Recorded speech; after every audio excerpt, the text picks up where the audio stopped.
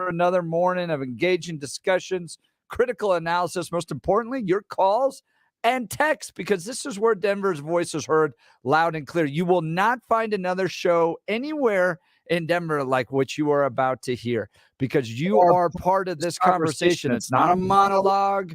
It's not just straight news. The most pressing issues being debated in our country right now, we're going to discuss on the Jeff and Bill Show, News Talk 710 KNUS. Yeah, so give us a call. Some of those other stations have standards, goals. They let us. They just unleashed us. Yeah, really, they did. It's remarkable. They're like, you're willing to show up when it's dark and cold? Yes. All righty. Exactly what we're looking for. Yes. I will tell you, Bill, there are great perks to being a radio host.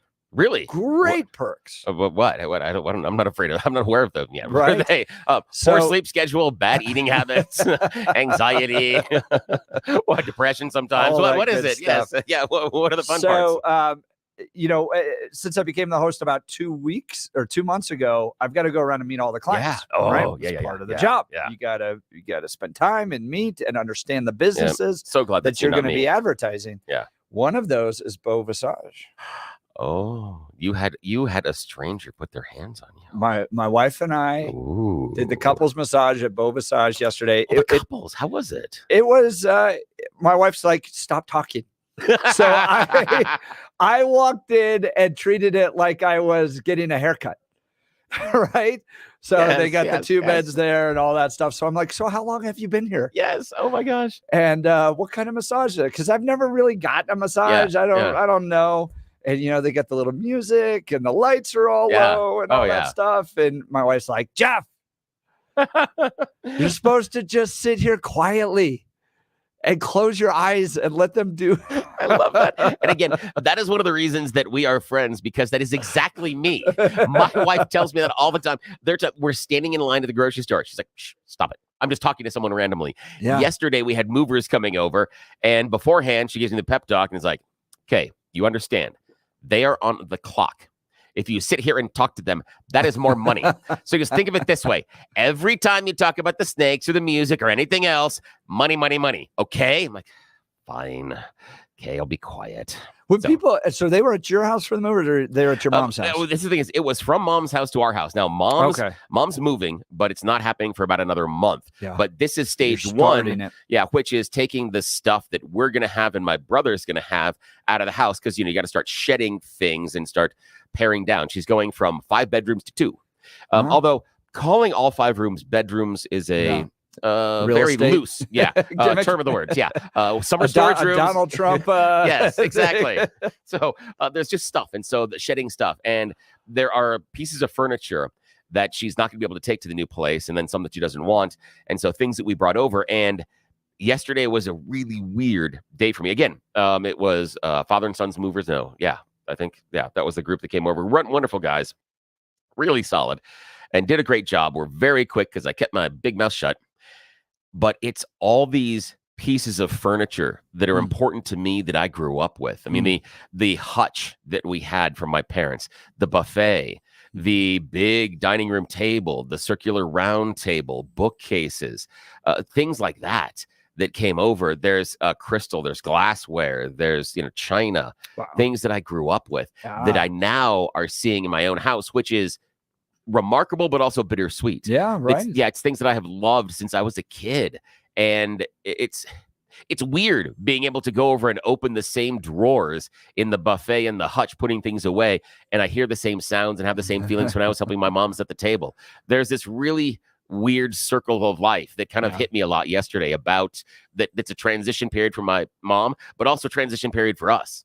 It's it really hit me hard yesterday. You are in a very unique season of life that I haven't gotten to yet, but it's you still have kids in the house. Yeah. So you are required to provide for them and take care of them. Yeah. And your parents or your mom is transitioning into a smaller location. So you are the lead to help her with all that as well. So you're playing both sides of the generational spectrum right now. I really am. And without my brother's help in Seattle, this would not be going as well, because oddly enough, he's much better organized. Strangely, I run around a little crazy and get distracted easily at times.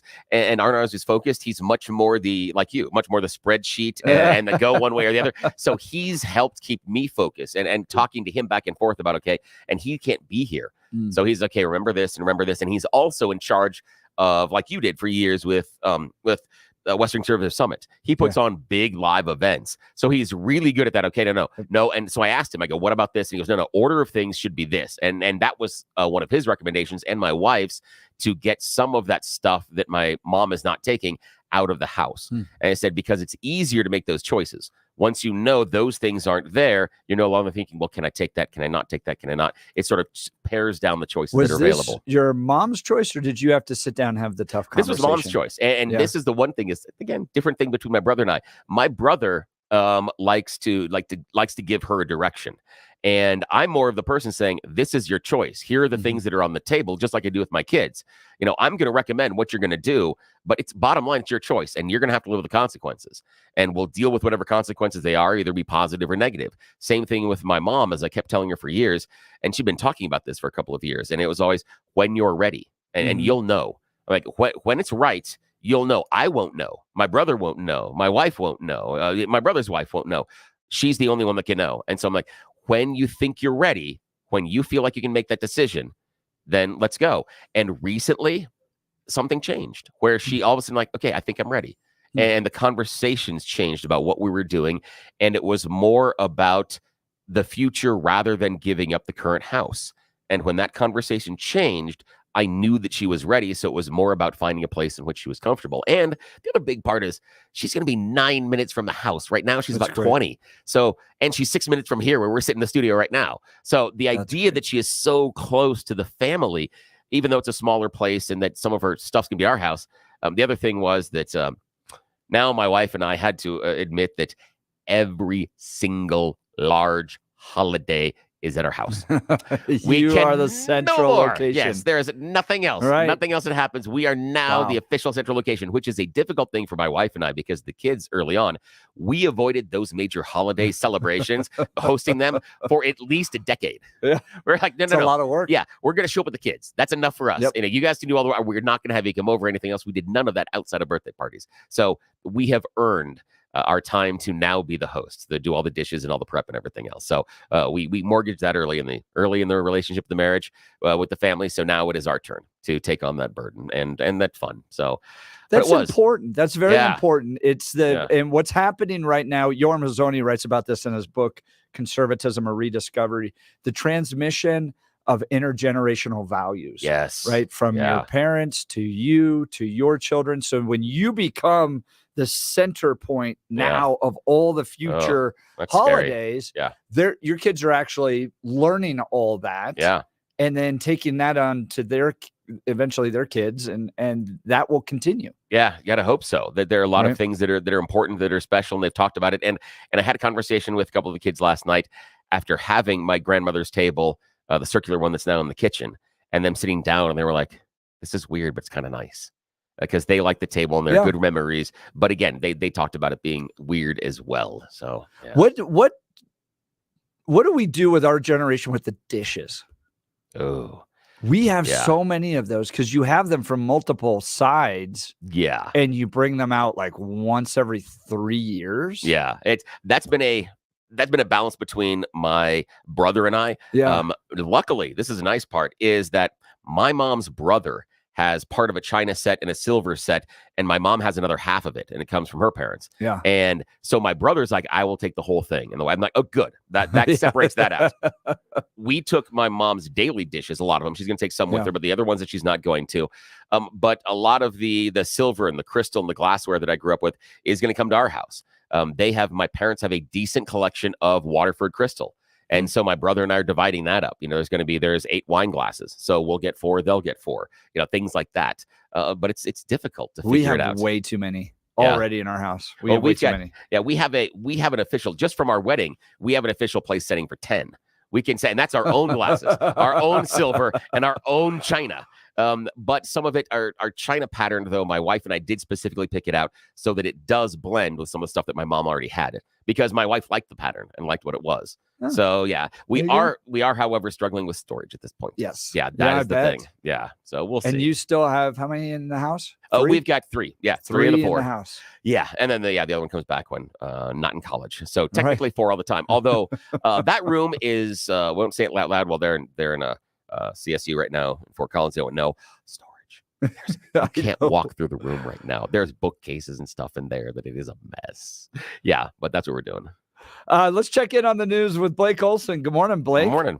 I can relate to everything you guys just talked about. Yeah. The last 11 minutes. My dad left his home, our home that we were in for 50 years. So wow. Really? 50 years. We grew up in that thing, Man. and it's for sale now. That's tough. How tough is that? Because I did that too, walking away from that house that you grew up with, and it brutal. was decades. That is hard. I'll just say this, bless you, Billy, because my other brothers, God bless them, because I couldn't do it, man. Yeah. They did a great job, and it was difficult. Oh, it is. For me, it's difficult for everyone, but great job. And by the way, is that China you speak of, is that the China that Trump talks about all the time? Yes, it is. Okay, His favorite pattern, yes. Wanted to make sure. Yes, it is. All right, 37 and clear in Denver. Expecting highs in the upper 60s today with sunshine. The 7-10 5-day forecast is coming up. Our top story, police investigating a stabbing in Cherry Creek North. An altercation between 2 people led up to the stabbing. No suspect in custody. A woman in Longmont was shot in the driveway of her home on Wednesday. Police say the shooter knew the woman, and he was arrested in Hygiene after a short car chase. The woman's condition is not known. Second gentleman, Doug Emhoff, and White House advisor Tom Perez meet with Denver Mayor Mike Johnston today. They'll discuss illegal immigrants in the city and a grant that is supposed to help communities divided by transportation issues. President Biden is canceling nearly $6 billion in student loan debt for about 78,000 public service workers today. And Biden continues to confuse everyone and himself. He says wages are up more than prices. Inflation is down dramatically. We have more to do. I get it. We have more to do. But no question, our plan of delivering for the American people is working now. Wow. It actually costs $11,000 more a year to live than it did about 3 years ago. And the president continues to add a different number to the deficit again. All right, this is fun. We've reduced the federal deficit by $160 billion. Hear me? $160 billion. And we've cut deficit by the time it's out, over $2 trillion, and still cut the budget $1 trillion. 2 trill, 1 trill, 160 bill, whatever. The U.S. may offer a plea deal that would allow WikiLeaks founder Julian Assange to admit to a misdemeanor. The DOJ looking at ways to cut short the long extradition battle going on in London. The U.S.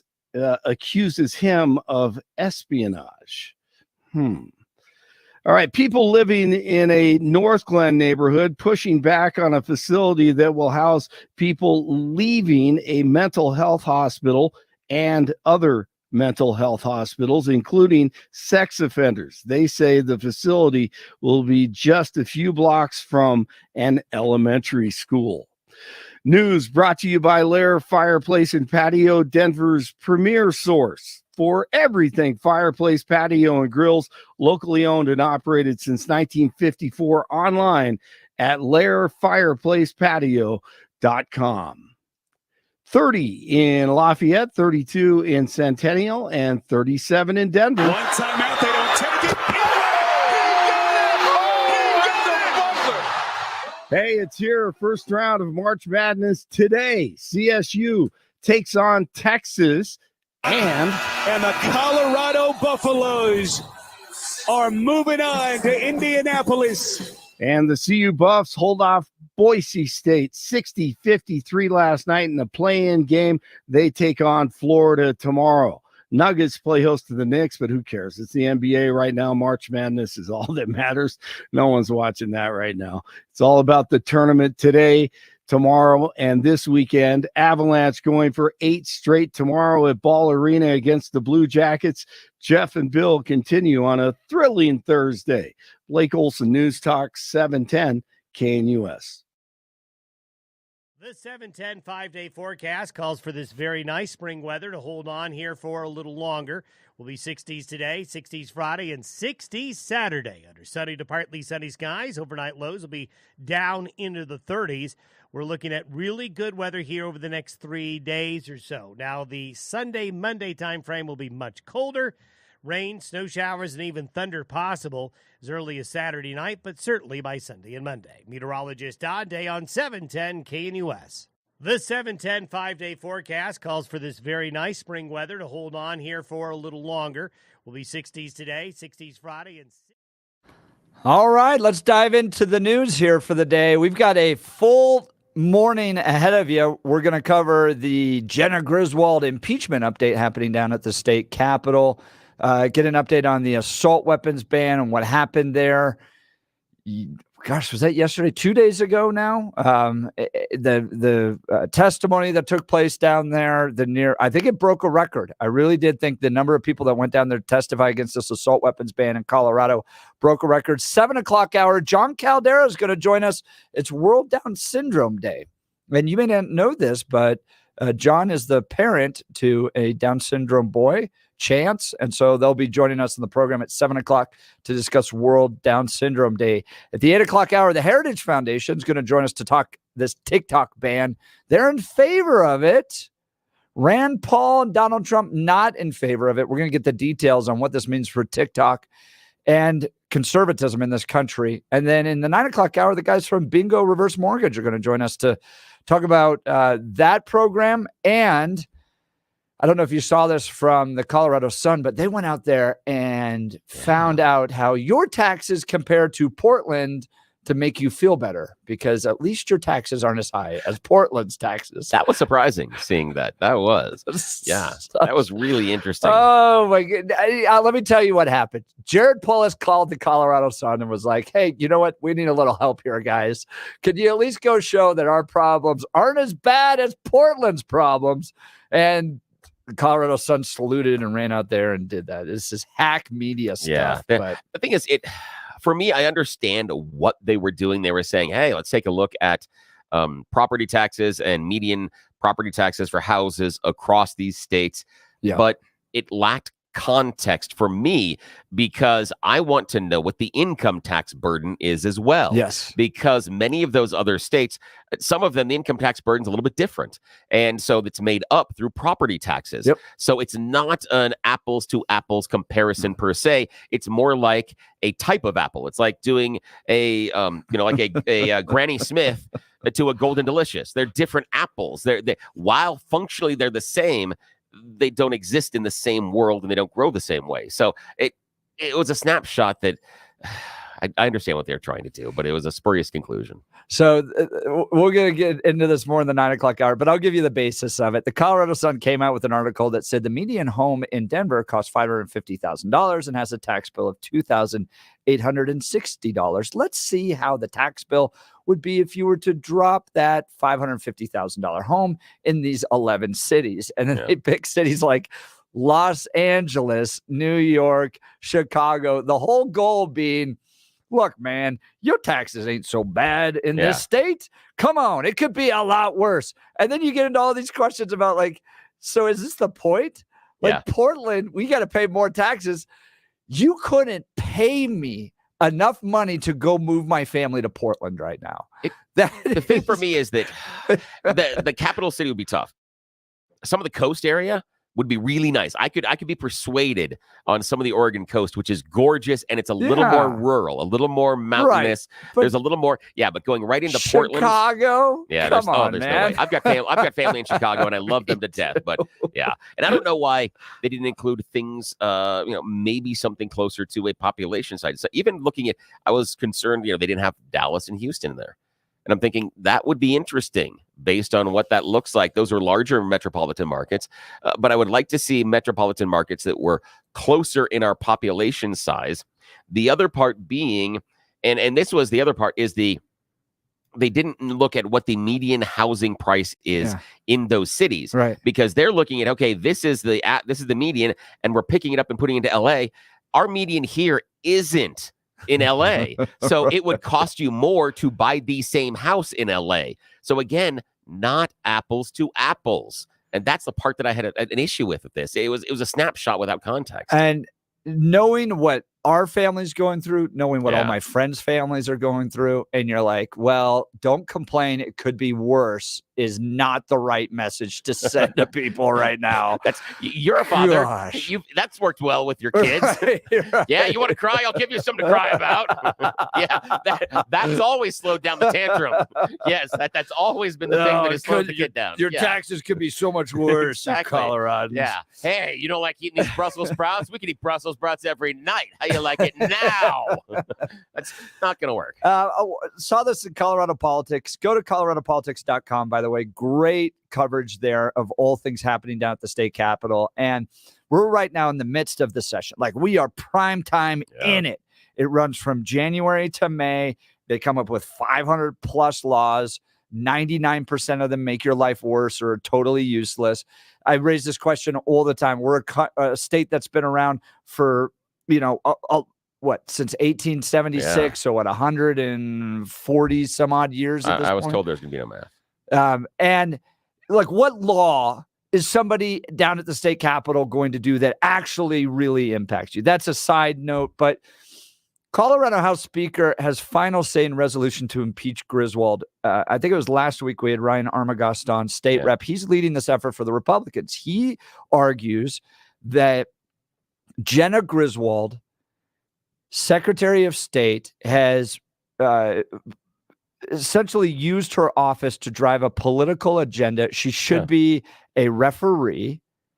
And because she participated in the effort to remove former President Trump from the Colorado presidential ballot, she should be impeached. And there should at least be a vote on it. The Republicans want a vote on whether or not they can move forward with impeachment proceedings. So they have sent a letter to the House Speaker, Julie McCluskey. She's a Democrat. The Democrats have total control down there. They have a supermajority. There's no way that Jenna Griswold is going to be impeached, but they want to vote on it. And this is what politics is. I mean, look at Washington, D.C. They do the same thing, right? They attack their political opponents and they use government to try to do so. So what Speaker McCluskey did was send a letter to Phil Weiser to talk about the process on this.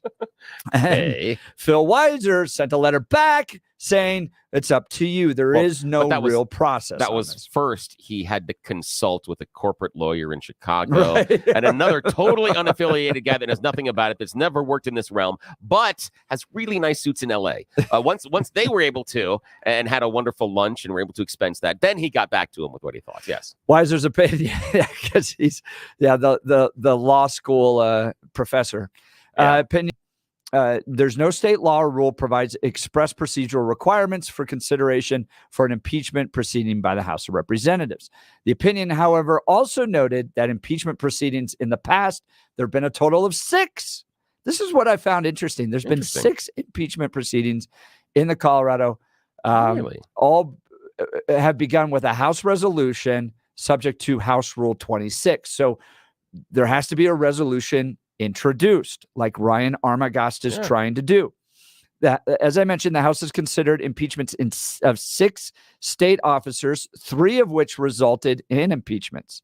The most recent occurred in 2004 when House Republicans sought the impeachment of a Denver district court judge for a ruling he made in a child adoption case. Weiser noted the last time a state officer was impeached, they actually got through the whole process and got him impeached, was 1939. Wow. In a case involving 2 state civil service commission members, and both were impeached. Secretary of State John Carr was impeached by the House in 1935 based on bribery allegations, but resigned before the Senate could hold a trial. Huh. Is this a big waste of time? No. And here's the thing that I have is I have a question.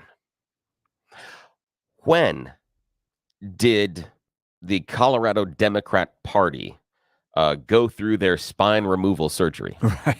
When did that happen exactly? Because I hear a lot of big talk from the Democrats about being in charge. I hear a lot of big talk about fixing problems. I also hear talk about how things with Jenna Griswold are blown out of proportion and taken out of context.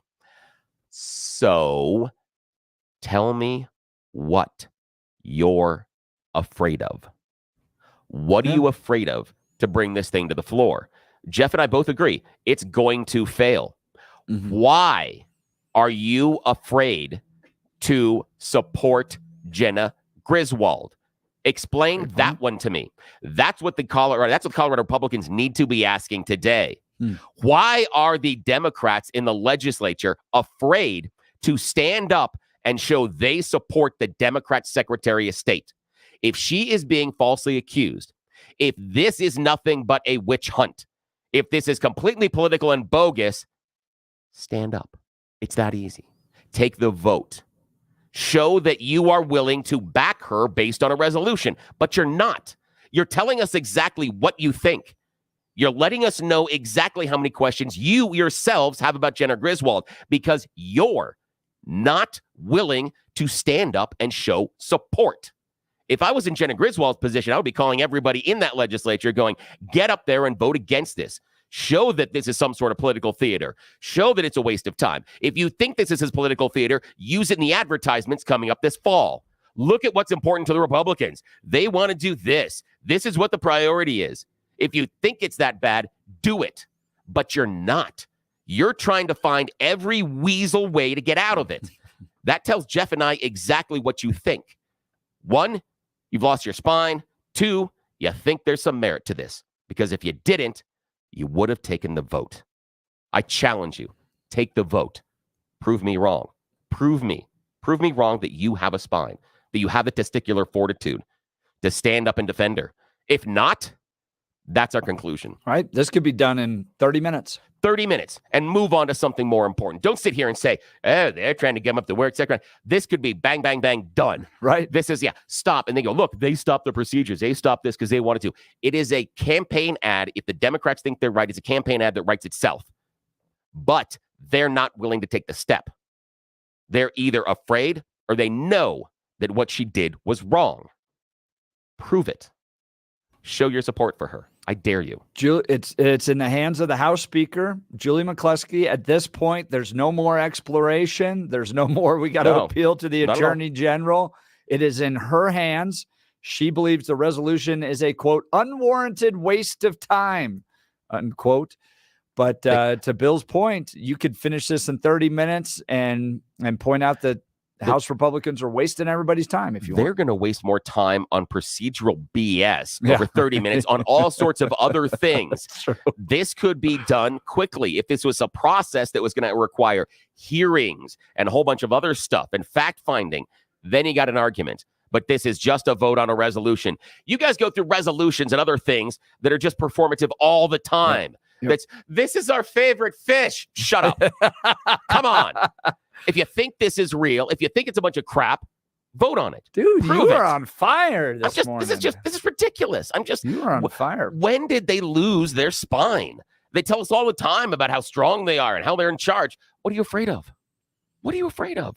If it's really that bad, vote. Give us a call, 303-696-1971, 303-696-1971. Text us on the 710 KNUS app. House Republicans calling for the impeachment of Jenna Griswold. By the way, can I tell you how much I love our listeners here at 710 KNUS? Oh, yeah? It was probably a year ago. Yeah. It was about a year ago. Jenna Griswold came out complaining about all of her student loan debt. Oh, jeez. She's got $200,000 of student loan debt. Wow. Because she went to a private college and then a private law school to be trained. And she was demanding that the voters of Colorado support efforts to forgive her debt. We felt of for a- Jenna Griswold. with a law degree. Right. So we have to- Okay. We Alrighty. felt really bad for her because when you see somebody struggling financially, you want them to thrive. That is true. And that is our Christian heart. That's you're right. And forgiving debt is never going to really help Jenna get her financial affairs in order. Yeah. So we, as the listeners of 710 KNUS, pooled our money. Yeah. And we bought her a free course with Dave Ramsey's Financial Peace University. Oh, that's And wonderful. we sent it to her. That is We great. sent it to her on behalf of the listeners of 710 KNUS. That is wonderful. Don't expect taxpayers to help you. Oh, no. Not because, or in part because we don't think it's fair for taxpayers, but also you got to learn to manage your own financial affairs so you can live a great life. And so this is what I love about that. The entire premise of Jenna asking for the help. This is the fun part, is part of the pushback on the idea of the student debt forgiveness is people that go to school and get frivolous degrees. Yeah. Things like, okay, I went and I spent $200,000 getting my doctorate in comparative linguistics. You're studying dead languages. The idea that was ever going to repay, no. Maybe go a little bit cheaper on the education there. But she's a lawyer. She has one of the money-making degrees. That's right. One of the degrees that is supposed to make you the mostest money ever. And yet she can't. No. Maybe it's not the fact that took out all those student loans. Maybe you're bad at finances. And I'm not saying I'm a financial genius. No. I'm not. Without my wife, I might be partially homeless. I mean, I'd be living in my car. I mean, she is much better is at managing she the one finances. that does the finances? No, in the she's house? much better at it. Yeah. It's I contribute, but mostly To the spending? But she is the one. She's much better, and partly because she worked for a condominium association as kind of an accountant role for a while, so she understands it. She has spreadsheets. We have monthly budgets. She looks at cash inflow and outflow, and then would you say she's a freak in the sheets? with the Excel spreadsheets? Yes, I got she is. you on That that is one. good. That was really good. That is really good. And I can't say that out loud. That would be not good. But it's a bad joke. We can't be that offensive this early in the morning. But I'm more than willing to. I'm only talking about spreadsheets and equations and I know. functions. And That was stuff. the thing. I I was going to talk about about functioning and taking things into square roots. No. It's a bad thing. But yeah, she's the one. She's the one that keeps us on the straight and narrow. I'm not necessarily all that tight. We talk about larger financial concepts and things like that, but when it comes down to the nuts and bolts, she's much more tuned into that than I am, and I appreciate her the bottom of my heart with that. Yeah. So the listeners of 710 KNUS, we help Jenna. We're not always just against Jenna. We want to help her, and that's what we love about you all. But give us a call as to whether or not you think she should be impeached. 5600. Jenna Griswold is a communist that steals elections. She was placed in her position by George Soros. Impeachment and or recall are insufficient. She should be tried.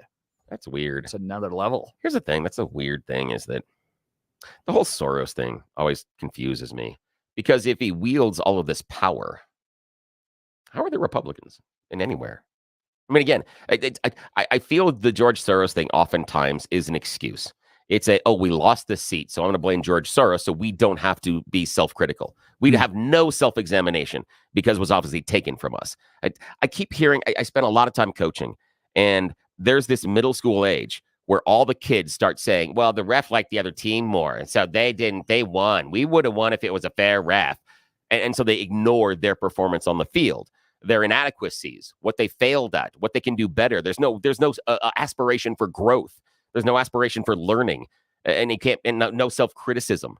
And that's what that's what George Soros, every time that comes out, that's an excuse. In part, George Soros did recognize that he could have a big impact on local races. But to your point, the idea that Republicans are engaged in local races, they aren't at all. Yeah. And that's a really big issue. I've watched the city of Lakewood be taken over by communists because they can't even find a Republican, one, to run for a particular seat. Yeah. And meanwhile, we're statewide the whole time. And I told this to Christy Burton Brown. I told it to Dave Williams when they got into their positions. Start winning locally. I mean, hyper focus. If you put $100,000, $200,000 into a local city council race, you're probably going to win it. And look at what you got with Aurora right now. Oh, yeah. You actually have a great city council that's pushing back. Same thing with Douglas County when we talked with Laura Thomas yesterday. So I do think that when it comes to politics, Democrats are smarter in engaging the system more than Republicans are. Agreed. And so I think George Soros figured out he could have a big impact by putting money into local DA races and winning those with their soft on crime whole mentality and anti or pro drug legalization absolutely. stuff. But the other part is, though, that he still has to win. And that's the idea is what I hear of the idea is, it's the George Soros. What I hear is that he's come in and he's fixed the boxing match. No, he has paid for the opponent to train. He has paid for the gym. He's paid for the film study. But that boxer still has to get in the ring. It is on you for not punching him in the mouth. It's on you for not beating him. Don't talk to me about the fact that he had better gyms. Don't talk to me about the fact that he had a better coach. Do better. That's it. I mean, I've been in that situation. I've walked on the field where the other team has $150 soccer balls, and we're scrambling to get 3 that we can practice with. Do we sit there and say, well, they had better balls? Mm-hmm. Well, that'd be awkward, but they had better uniforms. They all had matching team jackets. They had all the support, and that's why we lost? No. We got on that field, and we didn't perform. Stop making the excuse that you lost because the coach. Punch him in the mouth or shut up. There you go, Republicans. Bill is fired up this morning. Maybe a little. Someone's talking about Jenna's husband. I don't think she was married when this all started. I don't know. I don't know about that stuff either. Griswold needs to go. By the way, Joan from Lakewood enjoyed the conversation about your mom. Oh, really? My mom and dad still live in my childhood home. And the China question was good.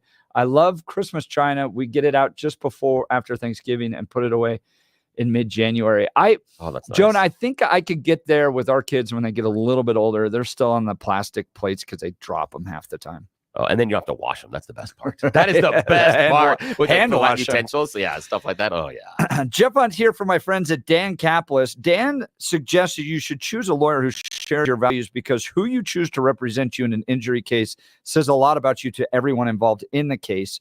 Dan Caplis is the son of a police officer. Dan is also a former seminarian. I've known Dan for decades.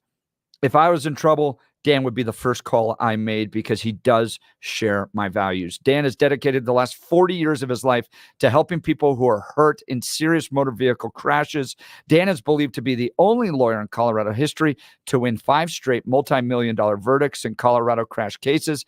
Dan is also believed to have won the largest truck crash verdict in Colorado history.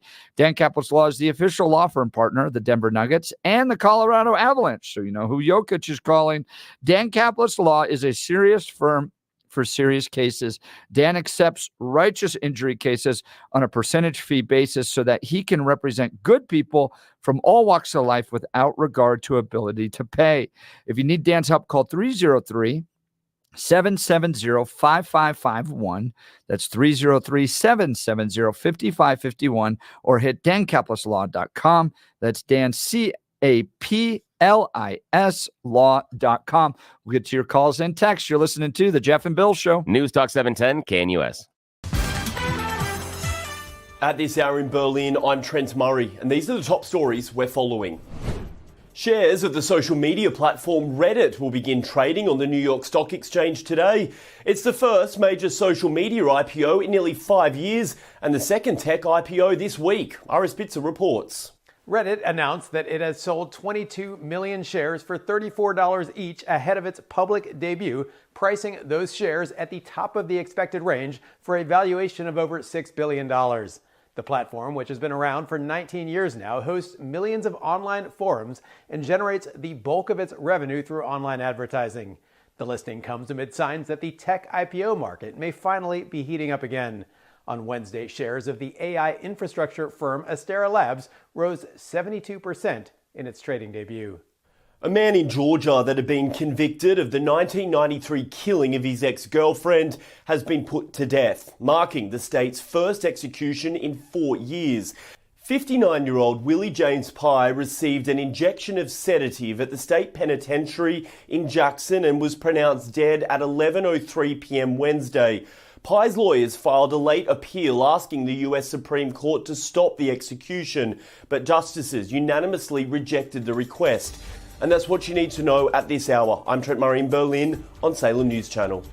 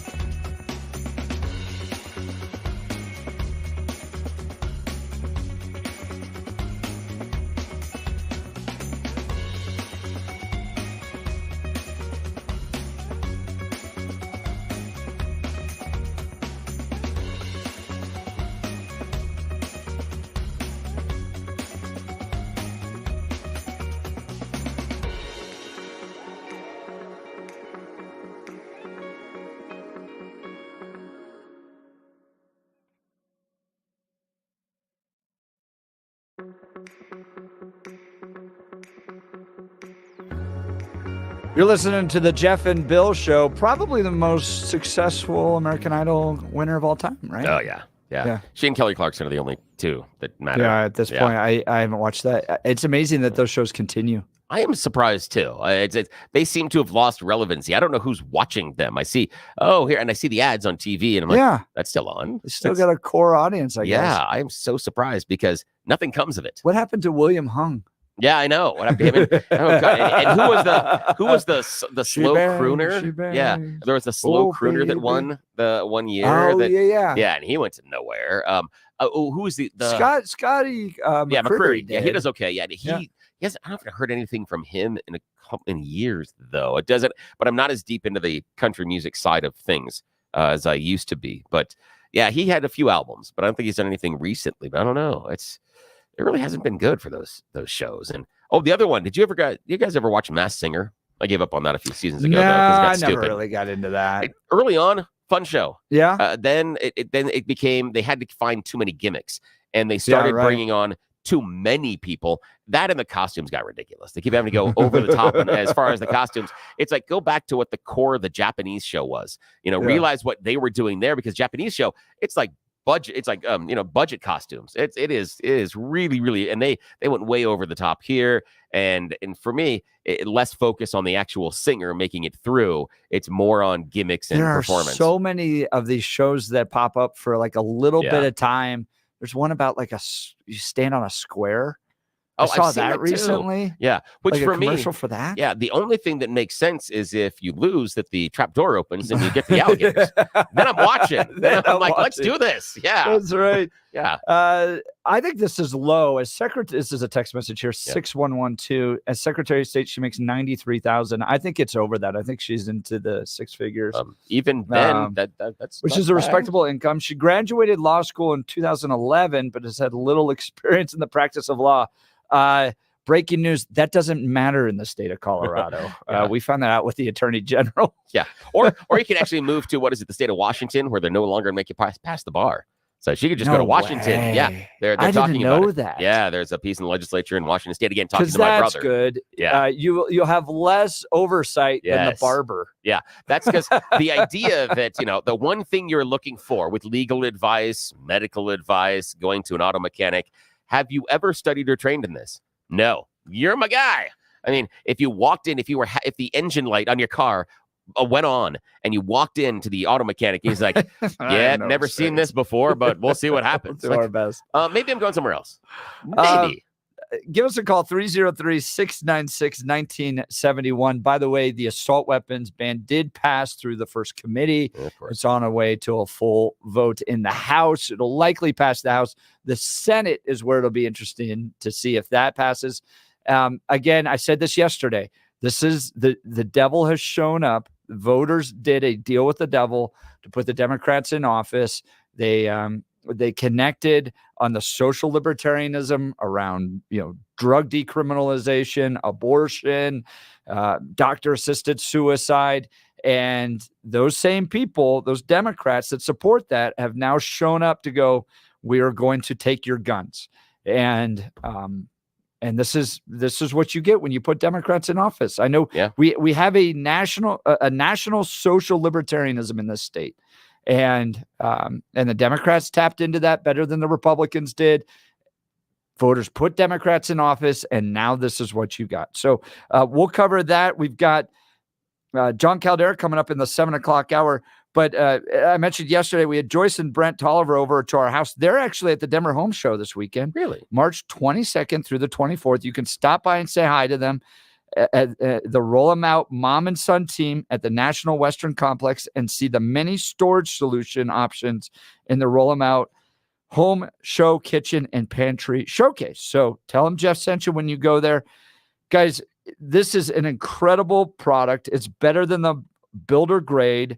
These shelves roll out smoothly. They're built very well. Imagine effortlessly gliding open your cabinets and drawers to reveal neatly arranged shelves that showcase your belongings. With Roll 'em Out shelves, you'll easily access your pots, pans, and other essentials, eliminating chaos and increasing speed and functionality in your home. As I mentioned, they are a mom and son dynamic duo. They share our values. They have all 5-star reviews. Their shelves are sturdy. This is just what some folks have said. Their shelves are sturdy and made better than most I've seen. I'm a very, very happy customer. We are so happy with our kitchen that we are now planning to do our bathroom as well. Call for your free in-home estimate today, 303-475-9601 or rollemoutshelves.com. 303-475-9601. Tell them Jeff sent you. RollThemoutShelves.com. It's like inviting your mom over. She's so sweet. Oh, that's Joyce great. is great. All right, we'll get to You Choose the News. You're listening to The Jeff and Bill Show. News Talk 710, KNUS. The 710 5-day forecast calls for this very nice spring weather to hold on here for a little longer.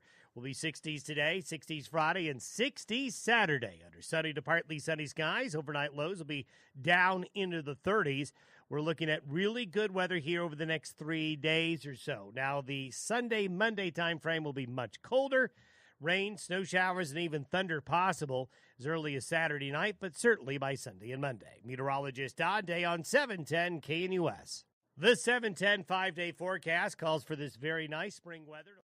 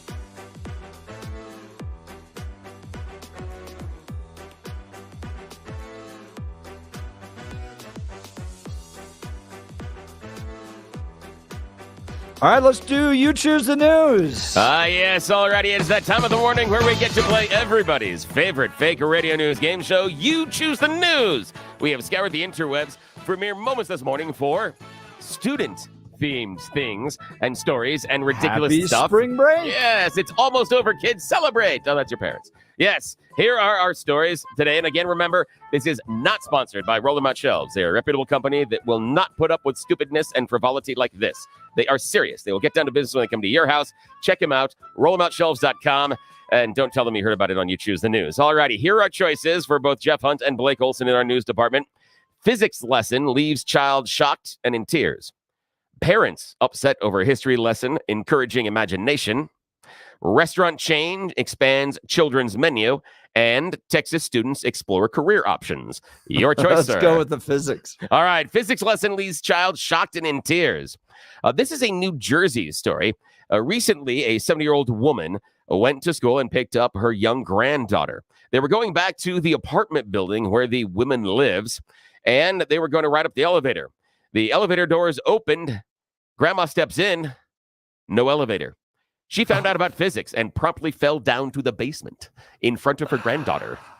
Yes. A woman was hospitalized with serious injuries, broken elbow, stomach tear. And they say she's going to be okay. Not clear what went wrong with the elevator. But the granddaughter learned a valuable physics lesson and about watching where you step. Right. Very important. I would absolutely do that. I'd be on my phone or not paying attention and just assume that the elevator's actually I know. there. I worked in an office building once in which you could pry open the elevator doors and stop it in between floors. Really? Yeah. I will not go any further because I'm not sure about the statute of limitations and things that we did instead because of that. We'll explore that at a later Split some time. watermelons in half and stuff. Something worse. But we're not going to explore that at this time. Alrighty, I'm not going to be in the confessional yet. Alrighty. And second choice, parents upset over history lesson encouraging imagination. Restaurant chain expands children's menu, or Texas students explore career Let's hear the imagination one. Yes, this is the parents are upset over a history lesson encouraging child's imagination. Somerset County, Pennsylvania is where this happened. 2 Somerset County parents say they were surprised about a recent history lesson for their student. Now, the elementary school parents say their daughter was sent home with an assignment that was supposed to encourage imagination. What was she supposed to imagine? She was supposed to imagine being a white master looking to buy slaves. How exactly would you go about it? How would you judge them? How would you make sure you are safe in your superiority?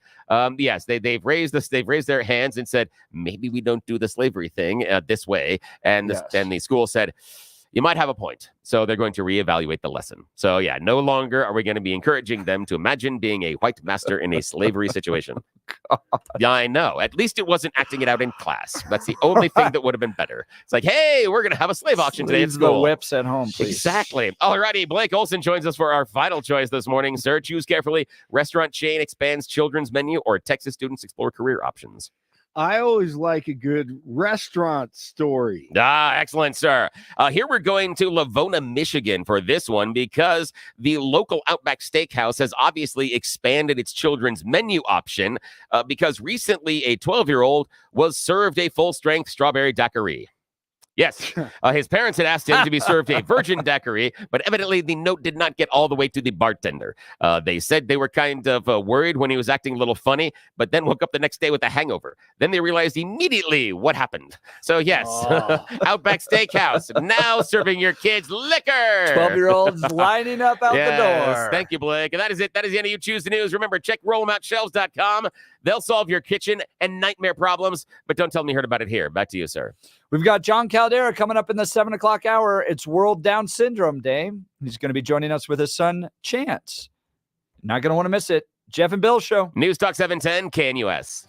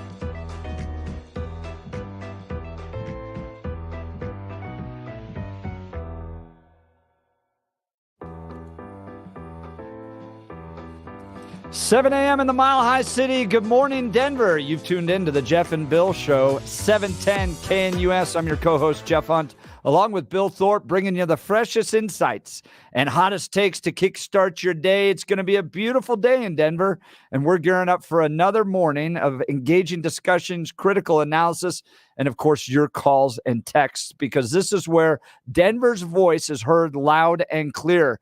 So grab your coffee, Denver, and let's dive into the issues that matter most to you right here, right now. It's World Down Syndrome Day.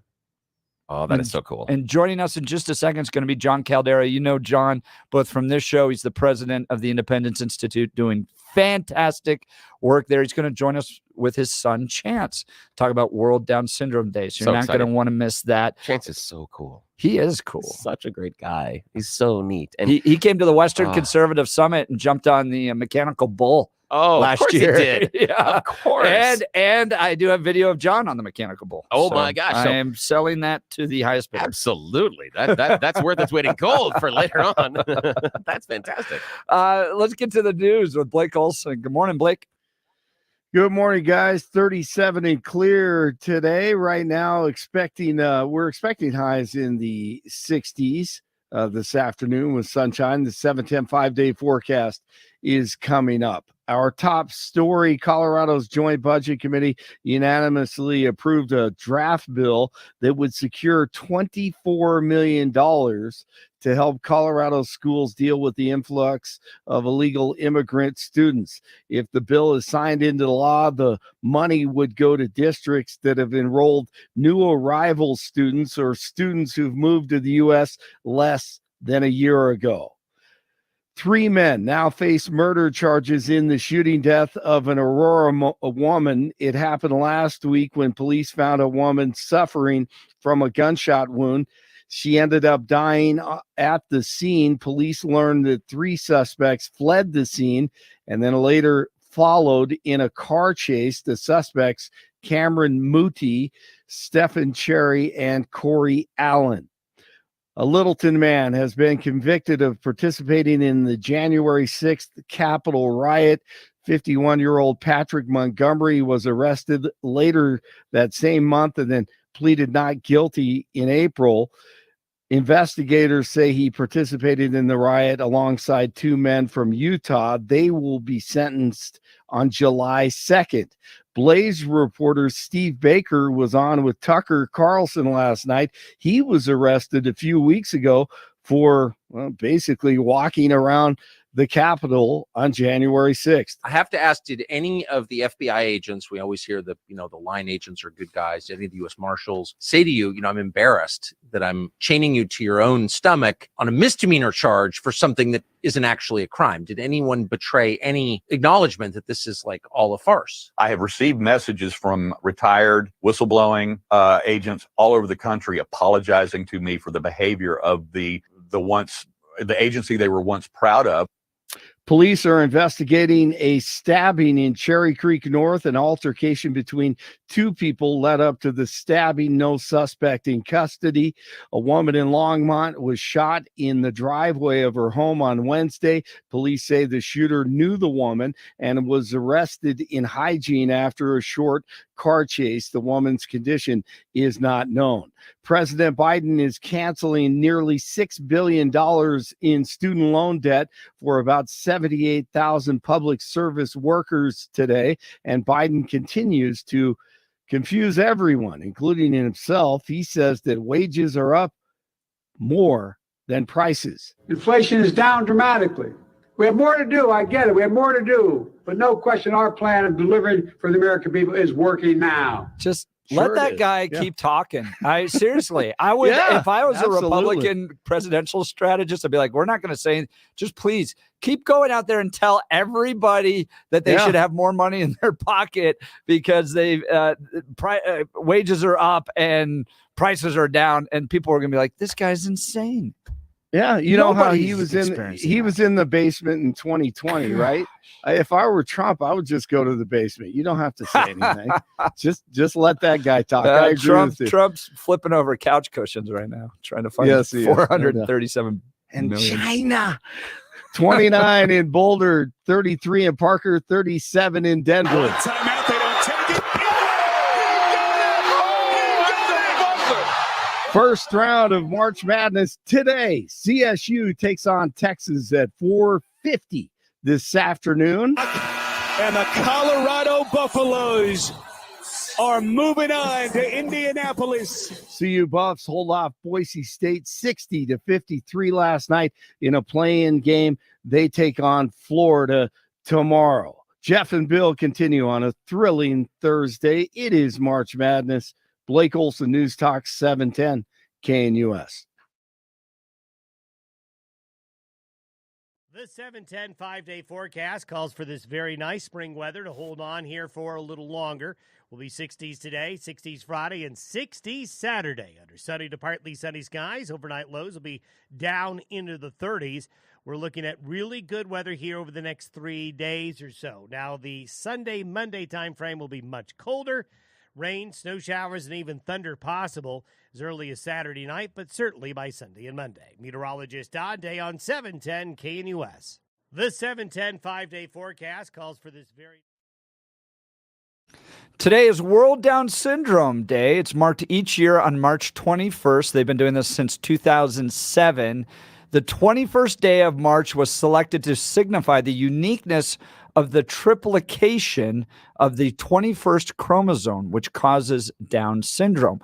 An organization out there titled Core Down, about raising awareness around Down syndrome, released a very powerful ad this year in light of World Down Syndrome Day. And if I can find it, there it is. All right, we'll play it here. Listen to this. Very powerful. Hey, bartender. You assume that I cannot drink a margarita, so you don't serve me a margarita? So I don't drink a margarita. Your assumption becomes reality. And parents, you assume that I cannot live on my own, so you don't encourage me to live on my own. So I don't live on my own. Coach, you assume that I cannot hit harder, so you don't train me to hit harder, so I don't hit harder. And teacher, you assume that I cannot learn Shakespeare, so you don't teach me Shakespeare. Old MacDonald had a farm, so I don't learn Shakespeare. E-I-E-I-O. But hey, if all your assumptions become reality, then assume that I can drink a margarita. Will you serve me a margarita? So I drink a margarita. Assume that I can live on my own. So I live on my own. Assume that I can hit harder. So I hit harder. Assume that I can learn Shakespeare. So, what fools these mortals be? I learned Shakespeare. You assume I can swear, right? Assume that I can do that job. That I can go to parties. That I can have sex. That I can be on stage. Assume that I can. So maybe I will.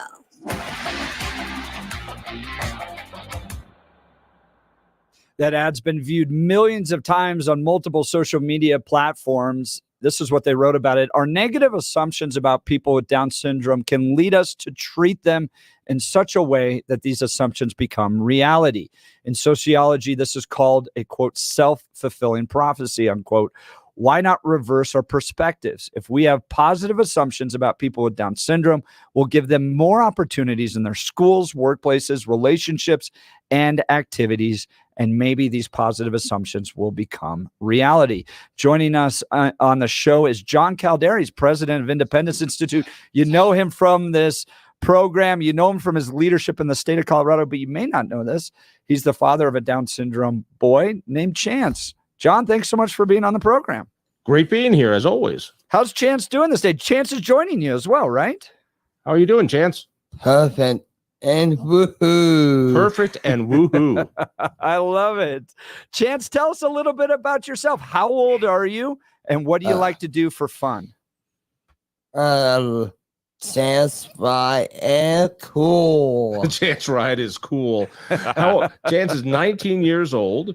And Chance, well, he's kind of like the fraternity brother I've never had. So he's a little crazy of a roommate, right, Chance? Yeah, well, my sister. Oh, and you have a sister. Sister Bickley. Yeah. So Chance ends up giving everyone a name, usually from a Pixar or Disney movie. So we talk a lot about him being Lightning McQueen. Because, nice. Chance, are you a race car? Tell me I am a new record. I be race car, new car. You're a race car. What's your name? Lightning McQueen. Lightning McQueen. Oh, that's one of my favorite movies. I was watching Ka-chow. it just the other day. That's right. Ka-chow. That's awesome. So what's nice when he doesn't drink water, he drinks gasoline. He goes to the doctor. He doesn't go to the doctor. He goes to the mechanic. And goes to the mechanic to get his engine checked. Oh, Nice. And Chance, do you have a mater in your life? Do you have a friend like Lightning McQueen does? My room. Who's Tomater? You. Me. I'm Tomater. That's great. So in all of his worlds, he's Lightning McQueen. I'm Tomater. You're Shrek, and I'm. Yes, I am Bioka. Giant like donkey. I'm like Donkey. That's great. And you are Thomas the Tank Engine. Yes, I am. And I am. Yes, you like Percy. Percy the Tank Engine. Percy. So I don't know if you nice. notice a theme here, but I'm always Robin to his Batman. I was going to Yes, say, you're the you're sidekick. the That's faithful great. sidekick. Yeah. That's right. Which is good. I couldn't be happier with it. And how's Chance doing these days? What does he like to do? What is Chance doing on a daily basis? What keeps him going and energetic and having fun? Well, he sells drugs on the side. He's he's got a meth Hey. ring going. So he's been learning from what Polis and everybody has been encouraging. That's good. He's That's been doing excellent. it. That's fine. No, he loves to do things with his friends. School. You go to school? Yeah, it's school. What's your favorite thing in school? I love CU campus. Oh, CU campus. One of the Wow. things he does is today he goes to the CU campus and he helps out in one of the kitchens, right? Why make taco? You help make tacos. Holy tacos. Wow. And Yeah. you know, what's amazing is that all Chance wants to do is work. He wants to be with regular folks. He wants to be with typical folks, and he likes hanging out with people. And Lily. Yeah, Lily. Lily. Yeah, like Lily. Yeah, Lily. Yeah. So all he wants to do is do the things that how to put this, people on the dole don't want to do. He wants to go to work. He wants to be part of something good. He wants to build things and do things. So he's great. Yeah. What is it? This is so and on a choke tomato. Oh yeah. Should we tell everybody? You want to tell everybody about that? Yeah. Okay, you can tell them. Love to hear it. Yeah. That this with Down syndrome, you need to be very careful because he choked on a tomato. He's telling us. Oh no. Yeah, we had to go to 2 different hospitals to take care of that. Oh, that's awful. That's scary. About scared at death. Scared to Wow. death. Were I you scared to bet. death? Yeah. Yeah. Yeah. So was Dad. Oh, geez. Now, Yeah. now, Lightning McQueen, were you able to find a mechanic that was able to get the tomato out of your engine? Was that okay? You found someone that helped you? Yeah. Good. I was I found tomato in my hole. In my hole in his Yes. esophagus. So, Chance has been through about 14 different operations and little things from big to small. And at just about a month old, he had open heart surgery. And what's amazing is any other time, we wouldn't be talking to Chance right now because if it wasn't for modern medical advancements and people caring so much, and that people like Chance are no longer in institutions, make a huge difference. Oh, John, talk a little bit about Chance's role in your family. How's he impacted your family? Well, let's just say he is a your daughter? lousy breadwinner. We have it's been tough. Chance's mom and I, we are divorced, which is not uncommon for anybody, but we get along really well and we take care of Mom, don't we? Yeah. Yeah. And Chance, well, it's awesome because I've always got my best friend with me all the time at home, right? Right. And tomato make puke. A tomato made me puke. That's fantastic. Yeah. Oh. Now, Chance, I've got a question for you. Yeah. When you are, what do you like to do for fun? What makes you laugh? What makes you smile? About crash. Crash make a laugh. Crash. Oh, crashes? Yeah. Crashes when your car crashes? Oh, that's great. So what's awesome is Chance is 19 years old. And so many people are like, oh, I remember when my kid was, 6 years old and we had so much fun and now he's a teenager. No, Chance and I are always having fun because he still likes a lot of the stuff he liked when he was 6 years old. And that is a kick. And Chance is Buddha. So I've never known a man who lives in the moment more than my son. Sprite? And he likes to drink Sprite. Oh, nice. Wait. Applesauce. And applesauce. Jello. And Sprite. And Sprite. Oh, how about beer? You want beer? Oh yeah. Beer. No beer for you. That was great. Oh, man. Now, Chance, what will you do when you go to work today? What's your responsibilities and at the making tacos? What's your job? What do you have to do? Wash tomato. You have to wash the potatoes. Wash the potatoes. So he's got to wash the food. What else you got to do? Ring rabbits. Oh, and then you're going to go to a toy store and help them put things on the shelf. Do you like going to work? Yes, I am grateful. I am great at work. Oh. What do you like about work so much? Tour and country and why? Train was train was train train about transitions. Why? Woohoo! Whoa. He's saying he's going to Transitions, which is a program that he does, which also is school, but also gets him some work experience. And as you can tell, he likes it. Yes, he does. So, he doesn't do much of anything he doesn't like. The man is perpetually silly, perpetually happy, and a good guy. And what was so weird is when he was a little guy, I was very, very worried about him. But he is the source of ultimate joy everywhere, right? Yes. Oh, Jack Paul. Oh, and Jack Paul was one of his friends. And he misses his friend Jack Paul, who passed away. But it's interesting to talk with him about things like death. When he lost his granddad and his grandma and one of his close friends, and he understands that, but he seems to accept it a lot better than you and I. Yeah. Wow. Oh, and Poppy. And Poppy, that would be my father. Yeah. Yeah. John's son. Yeah. Oh, you're John's son. Yeah, you. So one day he woke up and he used to call me dad. And then for about 5 years, he called me father, which was ultimately cool. Oh, that's nice. Yeah. For 6 months or so, he called me Janelle. And now it's just John. It's White Diamond. Yeah. How much do Jeff and I, how much Sprite and Jello and applesauce do we need to provide on a regular basis to go back to Janelle?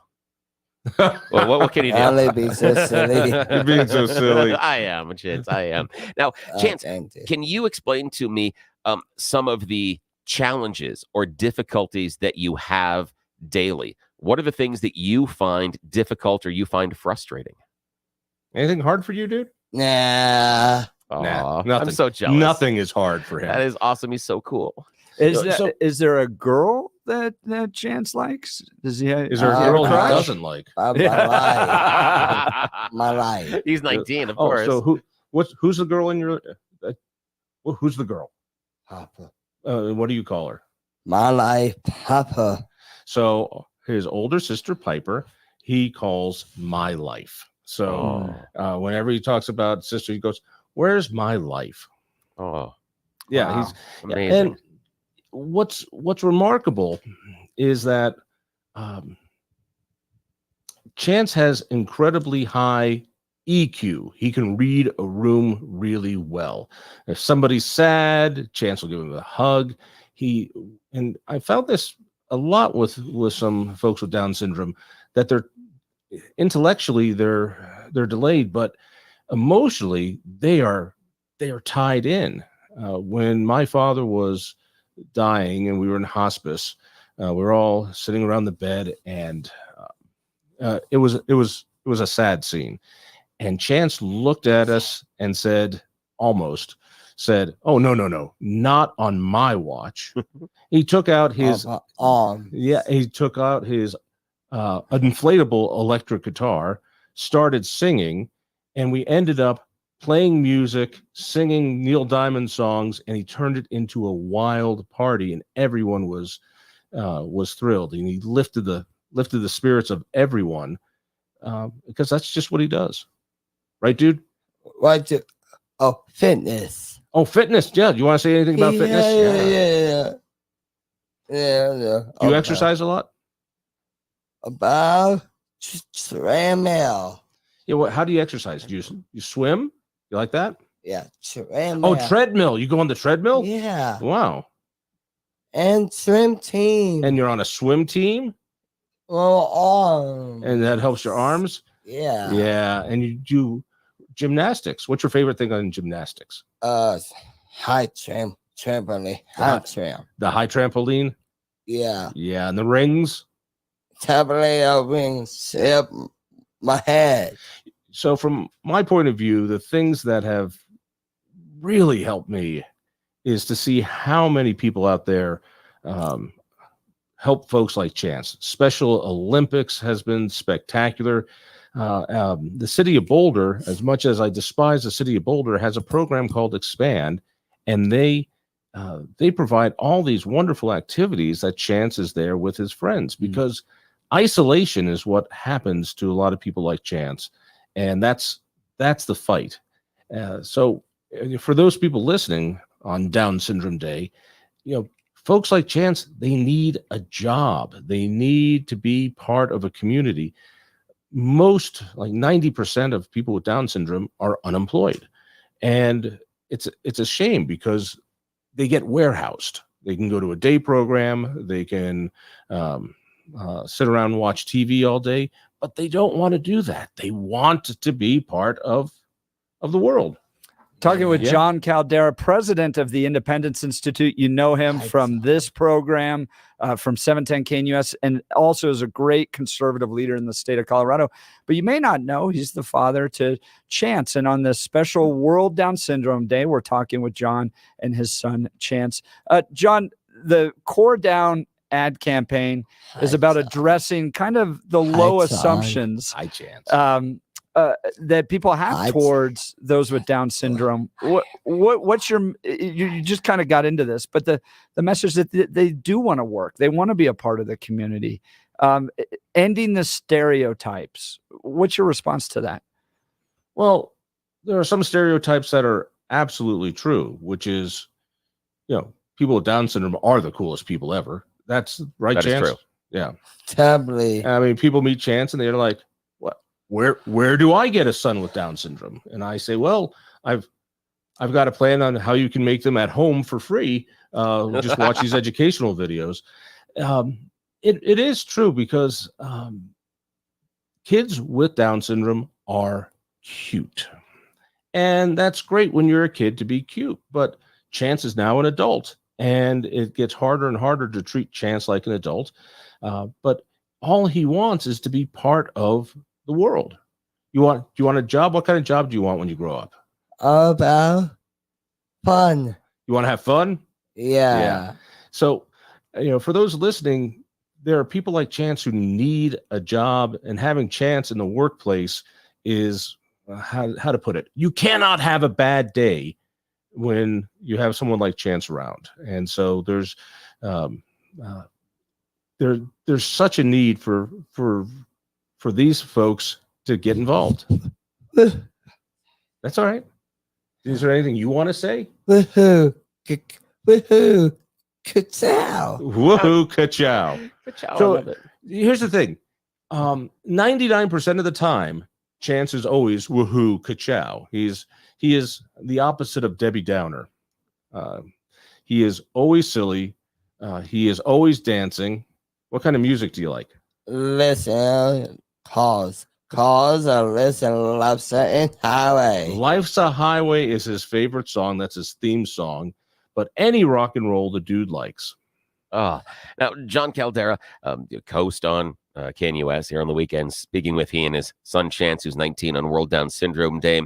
Can you talk to us about the difficulties you've had navigating both the support systems, but also just the real world, being the father of a Down syndrome child? What sort of hurdles, prejudices, and biases have you encountered that have made it difficult?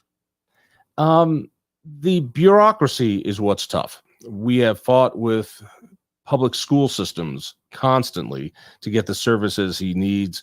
During COVID, he regressed because he needs interaction. Ended up suing the school district to try to get some of that education back, and we lost because there's so many people like Chance who need school. And public schools do a great job of giving lip service to helping these kids, but they don't really do what they need. And it's not the teachers and it's not the paraprofessionals, it's the administration who just will not stand up for these kids and give them what they need. And that's been the frustrating part. The other frustrating part, which is also kind of fun but also tough, is when you have a 6-year-old, you know what it's like trying to get to work and doing the things and doing the business travel and all the rest. Well, I've had that now for 19 years. 19 years. 19 years. Yeah. Yeah. Because Chance has to does need someone to watch him. And people with Down syndrome have a whole different spectrum of capabilities. Some go to college, some drive, some stay at home. And so there's no baseline here. They're all over the place because they're just regular people. But for me, the tough part is as I get older, I've got to find a way to take care of to this guy, and someone has to be with him a lot. Oh, am I boring you? Yeah, we're boring him. Oh, yeah. What's your favorite movie? Cars 1. Cars 1. Do you also like the Minions? Oh, brand new movie, Cars 5. Oh, Cars 5 is going to come out, you think? Oh. Yeah. Yeah. And do you like going to school? I totally like school. You like school? What do you like most about school? And about big. Oh yeah, about earrings. Earrings is one of his magic words, like Shazam. Oh, I love that. Yeah. Now, John, talk to us about raising a child with Down syndrome. And what I'm looking for is, what was the most joyful, unexpected aspect? And then what was the unexpected challenge? Because there is no manual for raising kids, and you were put into a situation that is more complex than most. So what was that unexpected joy and what was that unexpected challenge? The joy comes every day. So I remember this was years ago. I'm not sleeping and he wakes up. And so I just keep my eyes barely open. He thinks I'm asleep. And he walks into my room, looks me in the eyes, even though I'm got my eyes closed, and nice arms. And then he just starts dancing. So this guy is standing over a sleeping man dancing. And then he looks at me again, and then he turns his back and starts shaking his booty at me and starts dancing. And then he just goes back to bed. So what I found out is I have no idea what happens in my house when I'm asleep. Oh, that's great. I have no idea what's going on. So how to put it, the best part is it's never boring. Oh, that's great. And it's always silly, and there's always somebody to make my life better. You like that? I really like that. Why are you so silly? I like Cat in the Hat. You're like Cat in the Hat. Oh, yes, I bet he is. The challenges are medical. The challenges are the bureaucracy. How much money gets wasted that could go to really improve folks like Chance and their lives. And as he gets older, I think the tough part is making sure that he has a fulfilling life, that he's out doing things that are useful. Breakfast. Breakfast time. He's ready We'll let for you guys go breakfast. so you guys can go eat. I've got one question for Chance, maybe two. Chance, it's World Down Syndrome Day. Is there anything you want to say to people? It's lucky guy. I'm a lucky He's a guy. lucky guy. And then Matter of fact, he'll get up and say, wake up and say, best day of my life. Now, how many people do you know wake up and say, best day of my life? My roommate does. Chance, last question. What do you love about your dad? You don't love me, do you? No. I love like he is so perfect and quick time and I love John. Perfect. Woohoo. Yeah, there's lots of cuddles, lots of hugs, and he's a joy. John Caldera. I'm going to kill him. no more bad words, please. Oh, no more bad words, please. John Caldera, the president of the Independence Institute, the father of Chance. Go ahead. Say, see you later, losers. See you, losers. Not a fool. Say, smell you later. Smell you. All right, boys. Thank you so much. This was a joy. You're amazing. John Thank you and so Chance much. Caldera joining us on this World Down Syndrome Day. Text messages pouring in here. What a dad. Oh, amazing. The thing, and I've been in work environments with some Down syndrome workers and have been involved with some charities locally, and some of them use Down syndrome people as goodwill ambassadors. And John's 110% right. They just want to be part of the group, and you can't have a bad day because, as he pointed out, they live in the moment. They're so special, and the idea that we've looked at them as different or separate from our society, it's going to make me break up. That's powerful. That was very powerful. I appreciate John joining us. We'll continue this conversation because I want to dive into some statistics on what's happening to the Down syndrome community in light of abortion and all that.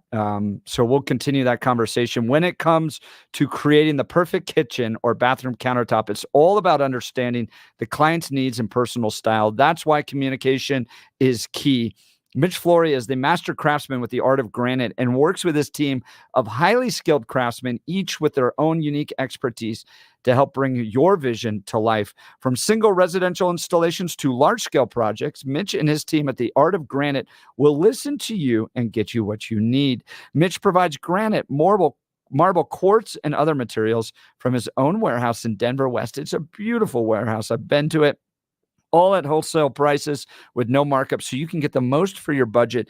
Mention KNUS and receive a bathroom countertop free with the purchase of your fantastic new kitchen countertops, or get a kitchen or bathroom sink free with the purchase of any countertop package. Schedule a consultation with Mitch and visit his beautiful showroom in Denver West, or call Mitch at 303-386-5919, or you can visit his website at theartofgranite.com. to start dreaming about your new countertops. 303-386-5919, theartofgranite.com. We'll get to your calls and texts. You're listening to The Jeff and Bill Show. News Talk 710, KNUS.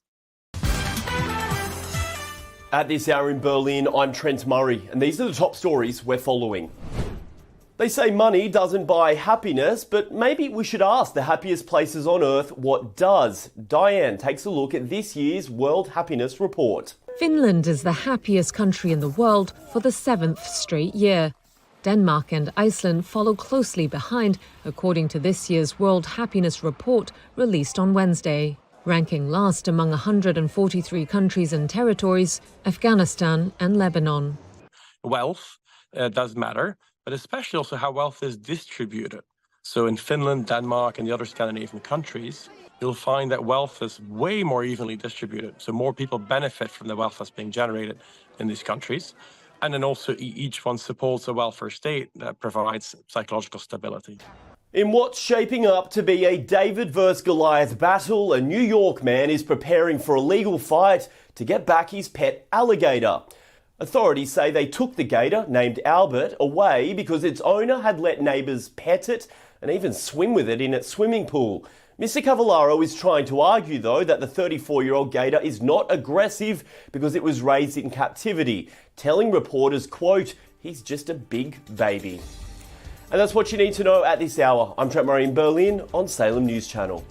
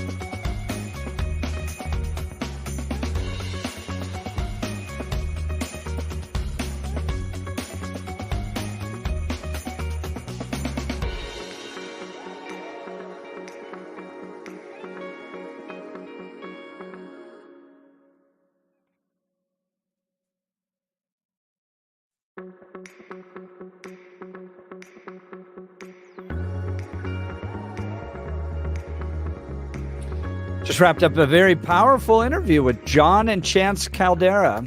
John, the president of the Independence Institute and a familiar voice here on 710 KNUS. We hosted them because today's World Down Syndrome Day, and John is the father of a Down syndrome son. And if you missed that, you got to go back and listen to it. 710knus.com. A lot of text messages about how powerful that was, how good of a dad John is.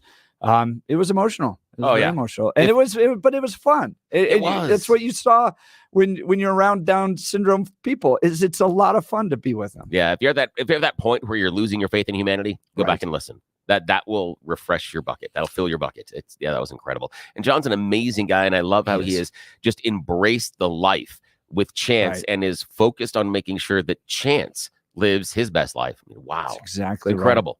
Right. Part of the campaign today around World Down Syndrome Day is ending the stereotypes around people with Down syndrome. There's a very powerful ad that Core Down released in light of World Down Syndrome Day. It's gone completely viral, millions of views on all these social media platforms. Here's the ad.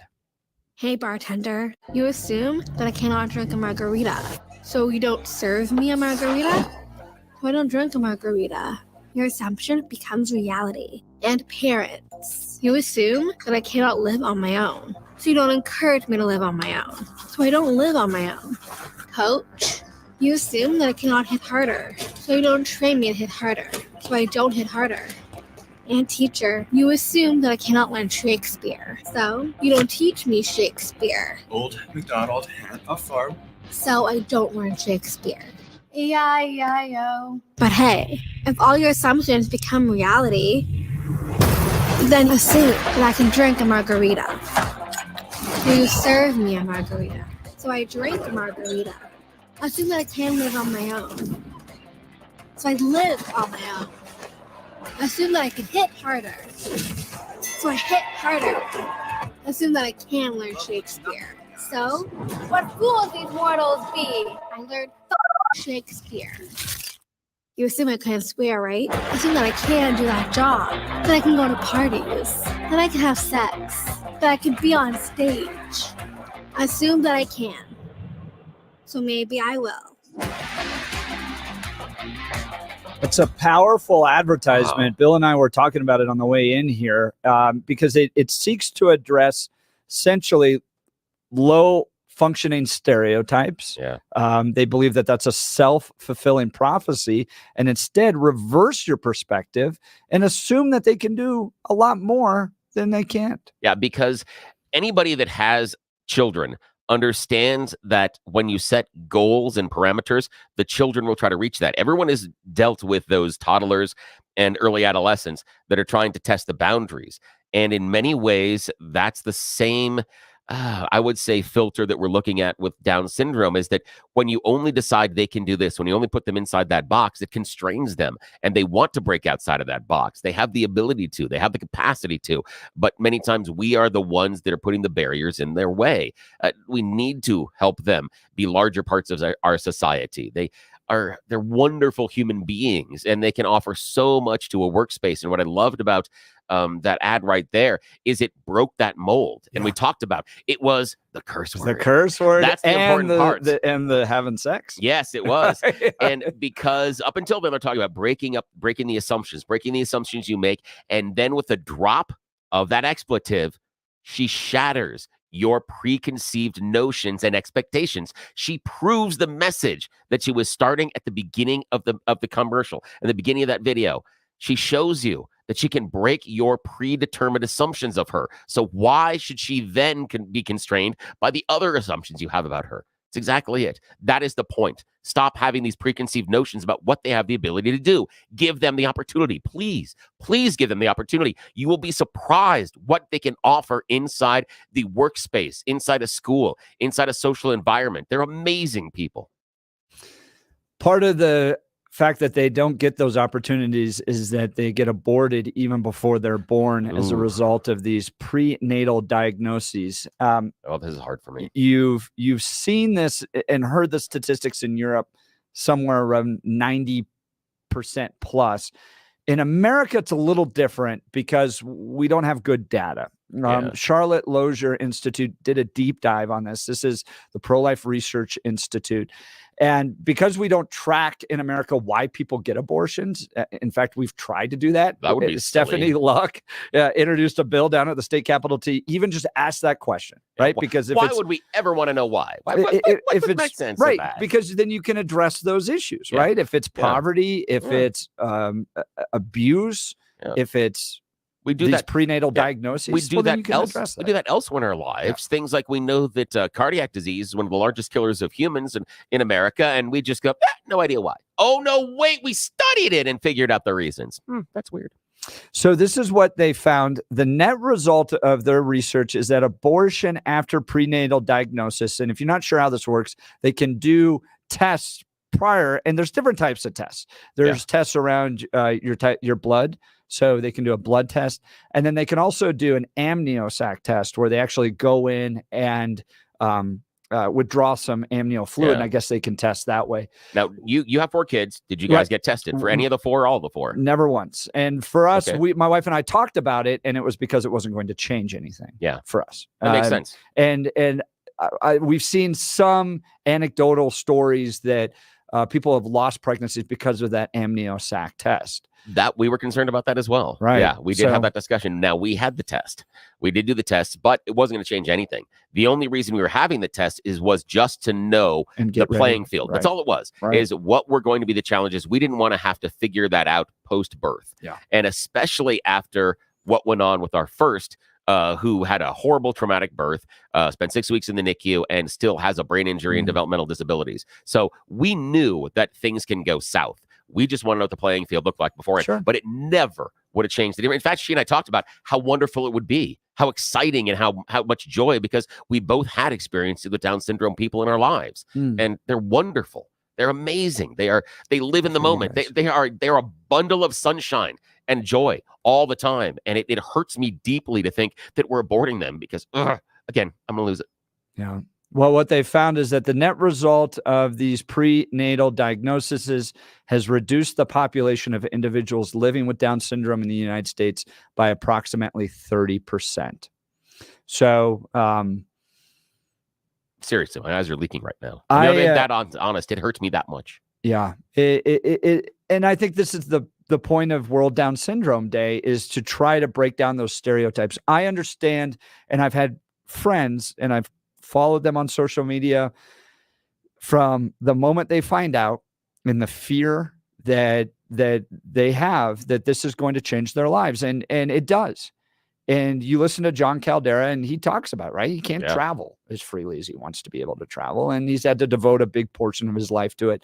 But they bring so much joy and life and love to your family and to your community. And you've got to let that overcome the fear that you're going to have and having to take care of them. And the response I have to anyone that says, I need to have the test because we need to make this decision about the baby, because if it has Downs, that's too much, it's going to change our lives. Don't have any kids. Kids at the core change your life. That's a great point, Bill. Don't have them. And here's the reason why. You don't know what that child or how it's going to develop. There could be a learning disability. There could be things with dyslexia. There could be some challenges with processing, things that aren't visible right when they're born. So what you believe, your life can change in an instant once you have kids. If you're worried about that Down syndrome kid changing your life, get yourself fixed. Go talk to Bob Barker. Get yourself spayed or neutered. Don't have kids. If you're worried about changes to your lifestyle, it shouldn't be a parent in the first place, in my opinion. This is hitting you in a way I haven't seen this you hit. Why is it so core? This is a tough one. But my son, that's what it comes back to. It comes back to dealing with those challenges and people I knew growing up. That's the easiest point. This is a hard one. I've got a kid that I grew up with in middle school who had a brain injury. And, it's impacted me from then on.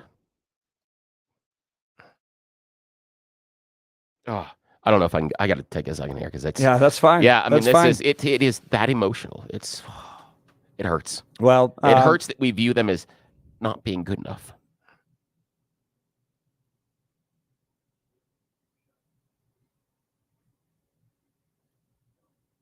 Yeah.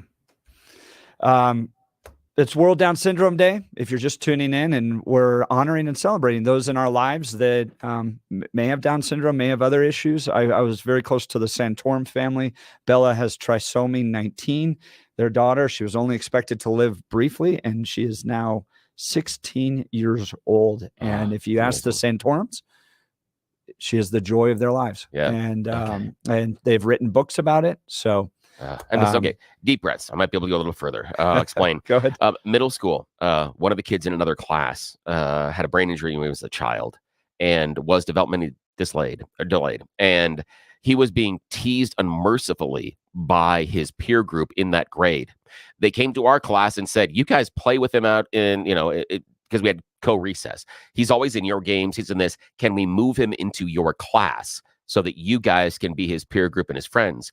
Yes, absolutely. We embraced him. He became one of our best friends. He became a core inside of that group because of who he was. Yeah.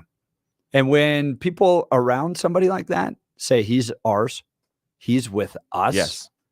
It not only impacts that person, it sends a message to everybody else. I would have fought any one of those kids in that younger grade. Yeah. In a second because of him. And that's where it hits me. I saw it. If you have stories like that, I'd love to hear them. 303-696-1971, 303-696-1971, or text us on the 710 KNUS app. The Jeff and Bill Show celebrating World Down Syndrome Day. We'll be, you're listening to the Jeff and Bill Show. News Talk 710 KNUS.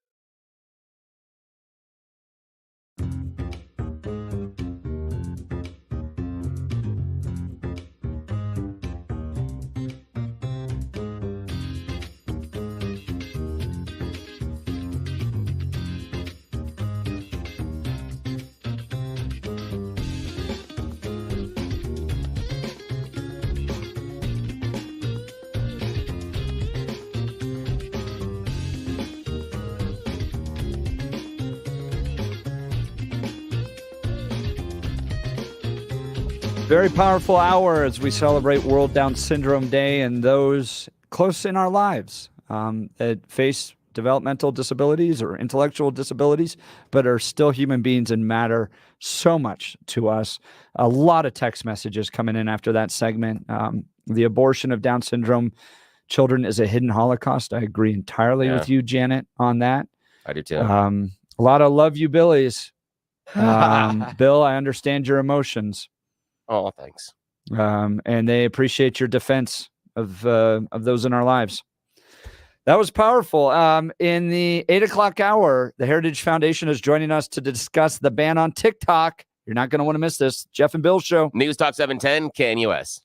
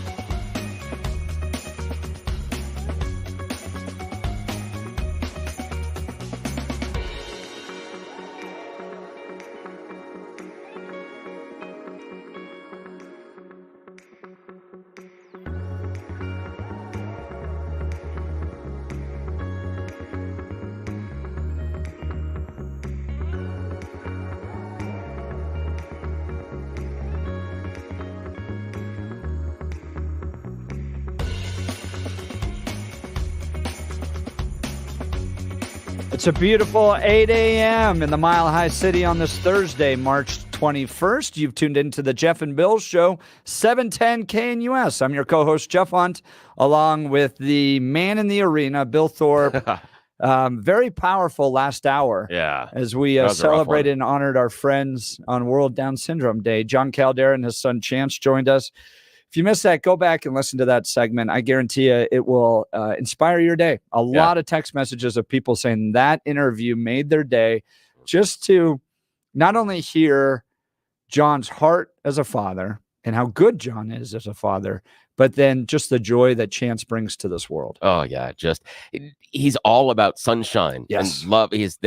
There's no prejudging anybody. He comes to you open and honest and just wants to have fun and enjoy. And I love that John focused in on the message that all Chance really wants to do is work and to be part of this society. So we need to do whatever we can to remove the barriers so that he can. That's exactly right.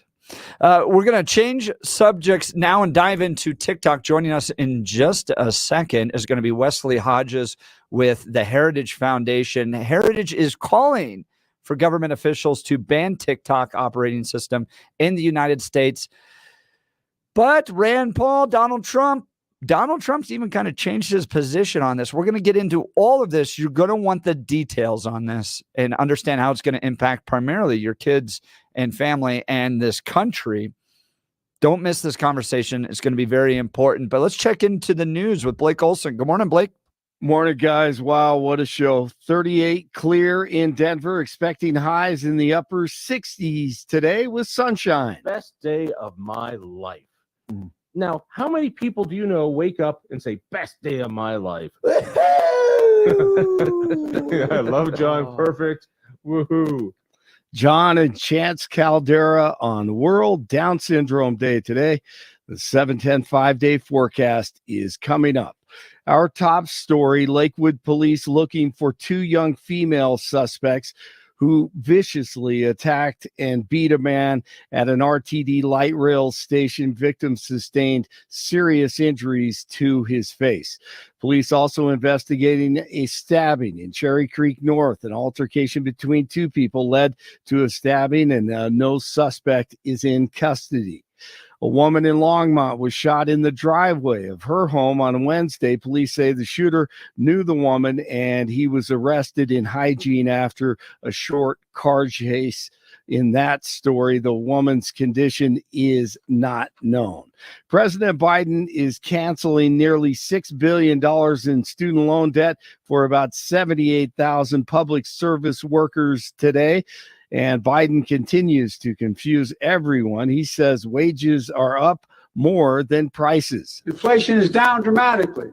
We have more to do. I get it. We have more to do. But no question, our plan of delivering for the American people is working now. Gosh, he just yells. I mean, he's the Simpsons character. The old man just yelling into the abyss. Nobody believes that. Blake, it's hilarious. You play that every time, and I go, who in their right mind is going, man, my wages are higher than the costs I'm dealing with these days? Exactly. I mean, it actually costs $11,000 more than it did 3 years ago just to live. And that's, I think, after taxes. So, I mean, it is brutal. And I do not understand why he is likable to some people. But okay, whatever. Hey, people living in a North Glen neighborhood pushing back on a facility that will house people leaving mental health hospitals, including sex offenders. They say the facility will be just a few blocks away from an elementary school. They are scheduling a meeting in April. Now, we talked about it earlier. It's World Down Syndrome Day, and Chance Caldera joined Jeff and Bill with KNUS host John Caldera. And woohoo. Perfect and woohoo. Chance Ride and cool. Chance Ride is cool. Chance is 19 years old, and Chance, well, he's kind of like the fraternity brother I've never had. Man, amen. My favorite was when he yawned because he was tired of being interviewed. Yes. No, you know what? He was so honest. He's that was classic. that one was classic. And the one John's talking about bureaucrats, and underneath it, Chance is it was perfect. I mean, unbelievable. Great radio. That was awesome. It's 34 in Broomfield, 36 in Aurora, 39 in Denver, and we've got hoops today.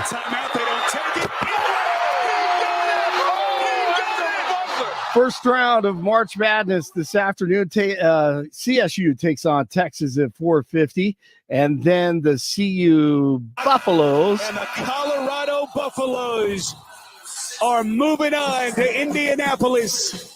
CU Buffs hold off Boise State last night in the play-in game. They take on Florida tomorrow. Jeff and Bill continue on once again a thrilling Thursday. Blake Olson, News Talk 710, KNUS.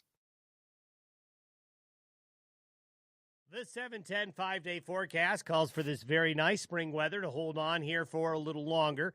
We'll be 60s today, 60s Friday, and 60s Saturday. Under sunny to partly sunny skies, overnight lows will be down into the 30s.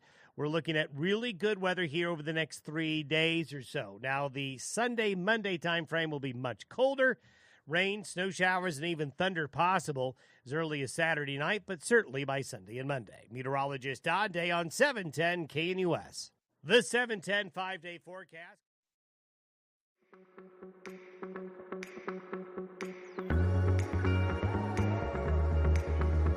Hot topic within the conservative movement. Should TikTok be banned? The Heritage Foundation for years has been calling this. Government officials need to ban TikTok from operating in the U.S. Their key takeaways. Since its inception, Beijing has used TikTok to steal personal information about its users and influence the direction of our country.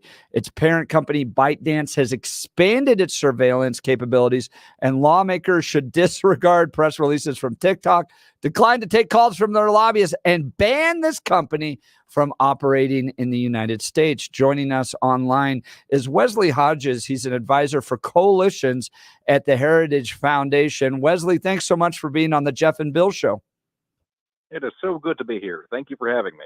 So I want to play for you Donald Trump just this last weekend on TikTok and get your response here.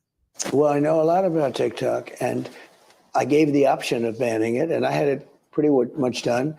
And I said, I didn't do any jawboning. I didn't do anything. I just said, you guys want it banned if you want. And Congress probably didn't want it banned, et cetera. It wasn't something that I was demanding. If I demanded, I think I would have gotten it. But there's a danger to banning it with, freedom of speech. There's many different problems. Extremely but here's what I did find. find. I found Facebook to be extremely dishonest. And what would happen is if you ban TikTok, if you take it away, and we have a new concept, but if you take it away, those people are going to go into Facebook. And Facebook, in my opinion, was worse than TikTok by a lot. So this had nothing to do with your meeting with a billionaire who happens to have a 15% stake in the parent company, ByteDance? Actually, I didn't even know that. Yeah. I didn't know that. No, he's the head of a club. In fact, a club that I would say that I, generally speaking, don't get along with, but now I do. And I've had my good moments and bad moments. I used to call it Club for No Growth. Now I call it Club for Growth again. You changed. But no, I never spoke to him about that. What I would like to see is if you're going to do it to TikTok, do it to Facebook. And what you can do is let them sell TikTok. Let them sell it in the market. Maybe get a good price, maybe not get a good price. I don't know. But take it away from China control. But I think China controls Facebook also because they have tremendous power in that company. There's no question about that. They want to be in China. They want to go to China. They want to, whatever it is. But it is an American company. Yeah, but they have plenty of power in there too. So Donald Trump seeming to change his position a little bit on TikTok. Wesley Hodges of the Heritage Foundation joining us. Heritage has been very clear on this, that the government should ban TikTok. What's your response to Donald Trump, Wesley? Hey, well, I was delighted to see him cover this again. He earlier this month seemed like he had reversed his original position on advocating for China to get its hands off of our social media. But when we heard this over the weekend, we were just absolutely delighted that he's affirming his position that he was ahead of the game of and carving out the conservative position years ago. So he said a lot in that comment. He gets kind of utilizing, tries to connect it with Facebook. Yeah, go ahead, please. Yeah. So, but I think the summary is what he said is that China should not be controlling TikTok. That he is in favor of removing China control, and he extends that to looking at social media as a whole in the United States. And we're absolutely a fan of that notion as well. We have concerns when our American companies, although not owned and operated by China, are selling data to China. That is a separate concern than the bill that has brought this to attention this month, and we would love to consider that in addition to this divestiture bill. So the bill introduced and passed by the House overwhelmingly with bipartisan support calls for the sale of the ownership component of TikTok that China has to some form of an American company. I think one of the primary concerns that conservatives have, Rand Paul has brought this up and others, is this the role of the government to be stepping into social media platforms like this and telling them what to do? What's your response from the Heritage Foundation to that critique? You know, at the Heritage Foundation, we care a tremendous amount about limited government and defining what the exact role of government is and what it should do and what its role should be in our lives, and doing as much as we can to give authority to the states and the families to govern themselves. For this bill, which is asking ByteDance to divest TikTok from the Chinese Communist Party, from China, we believe that this is one of those roles that the government is appropriate in stepping into and having some leadership in. So this is a national security threat that we don't see from our other social media companies. To be owned and operated by a Chinese company is to be owned and operated by the Chinese Communist Party.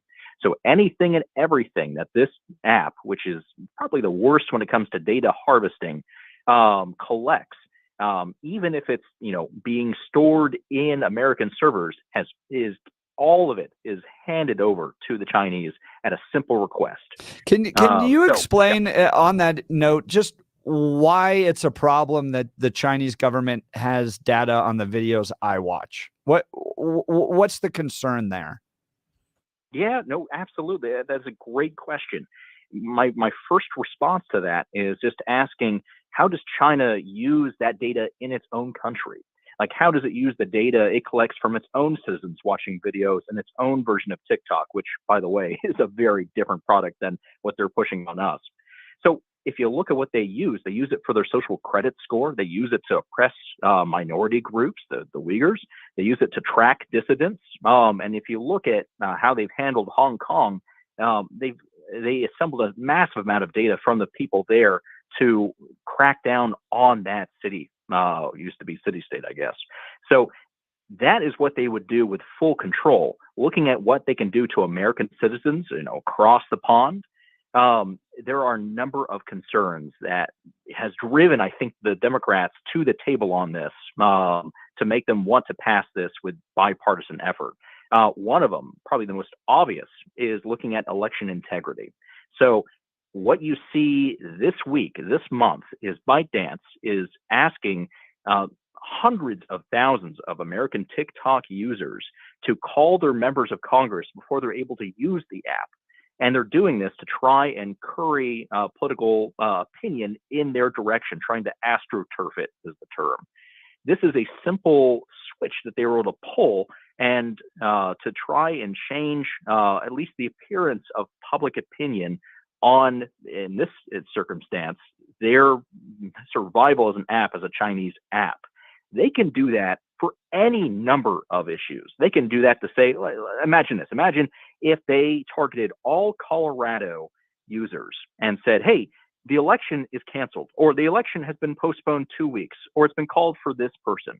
They can do all manner of disruptive activities that are just overtly disruptive to our democracy. So an example would be like, I'm a rock rib conservative. What do I like to watch videos of? I like shooting videos. I like rodeo videos. I like beef grilling videos. Those are the videos that I tend to watch. So ByteDance could go, okay, this guy's a conservative. We know because of the videos he watches Donald Trump speeches.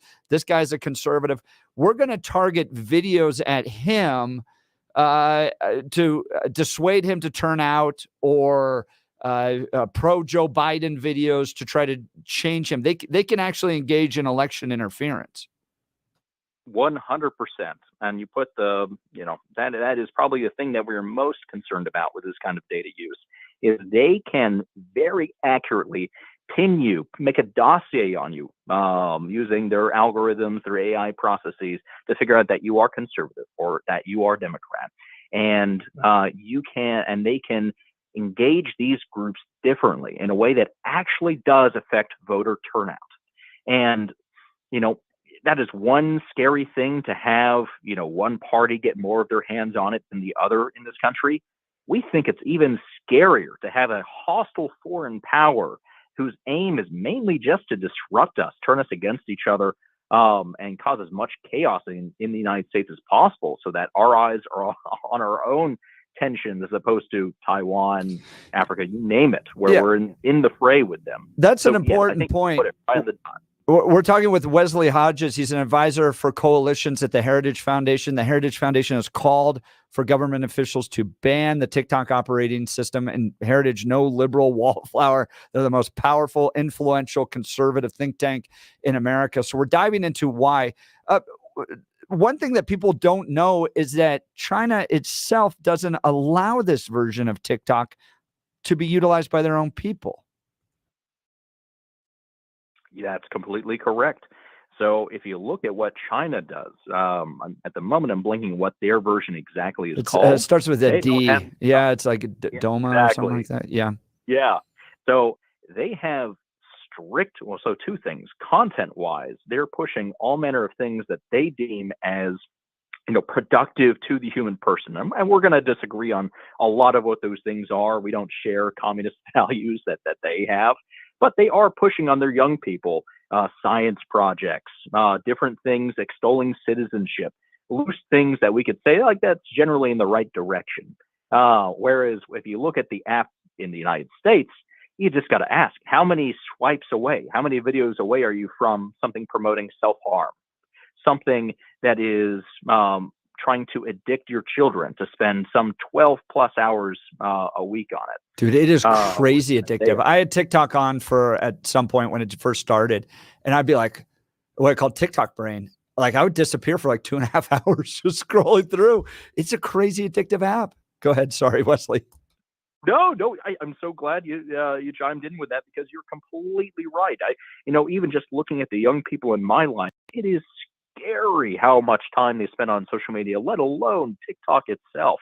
And, comparing the differences between how China approaches this in their own country versus what they're pushing on us, they have very strict controls there. They actively regulate how much time anyone can be on their app, especially young people.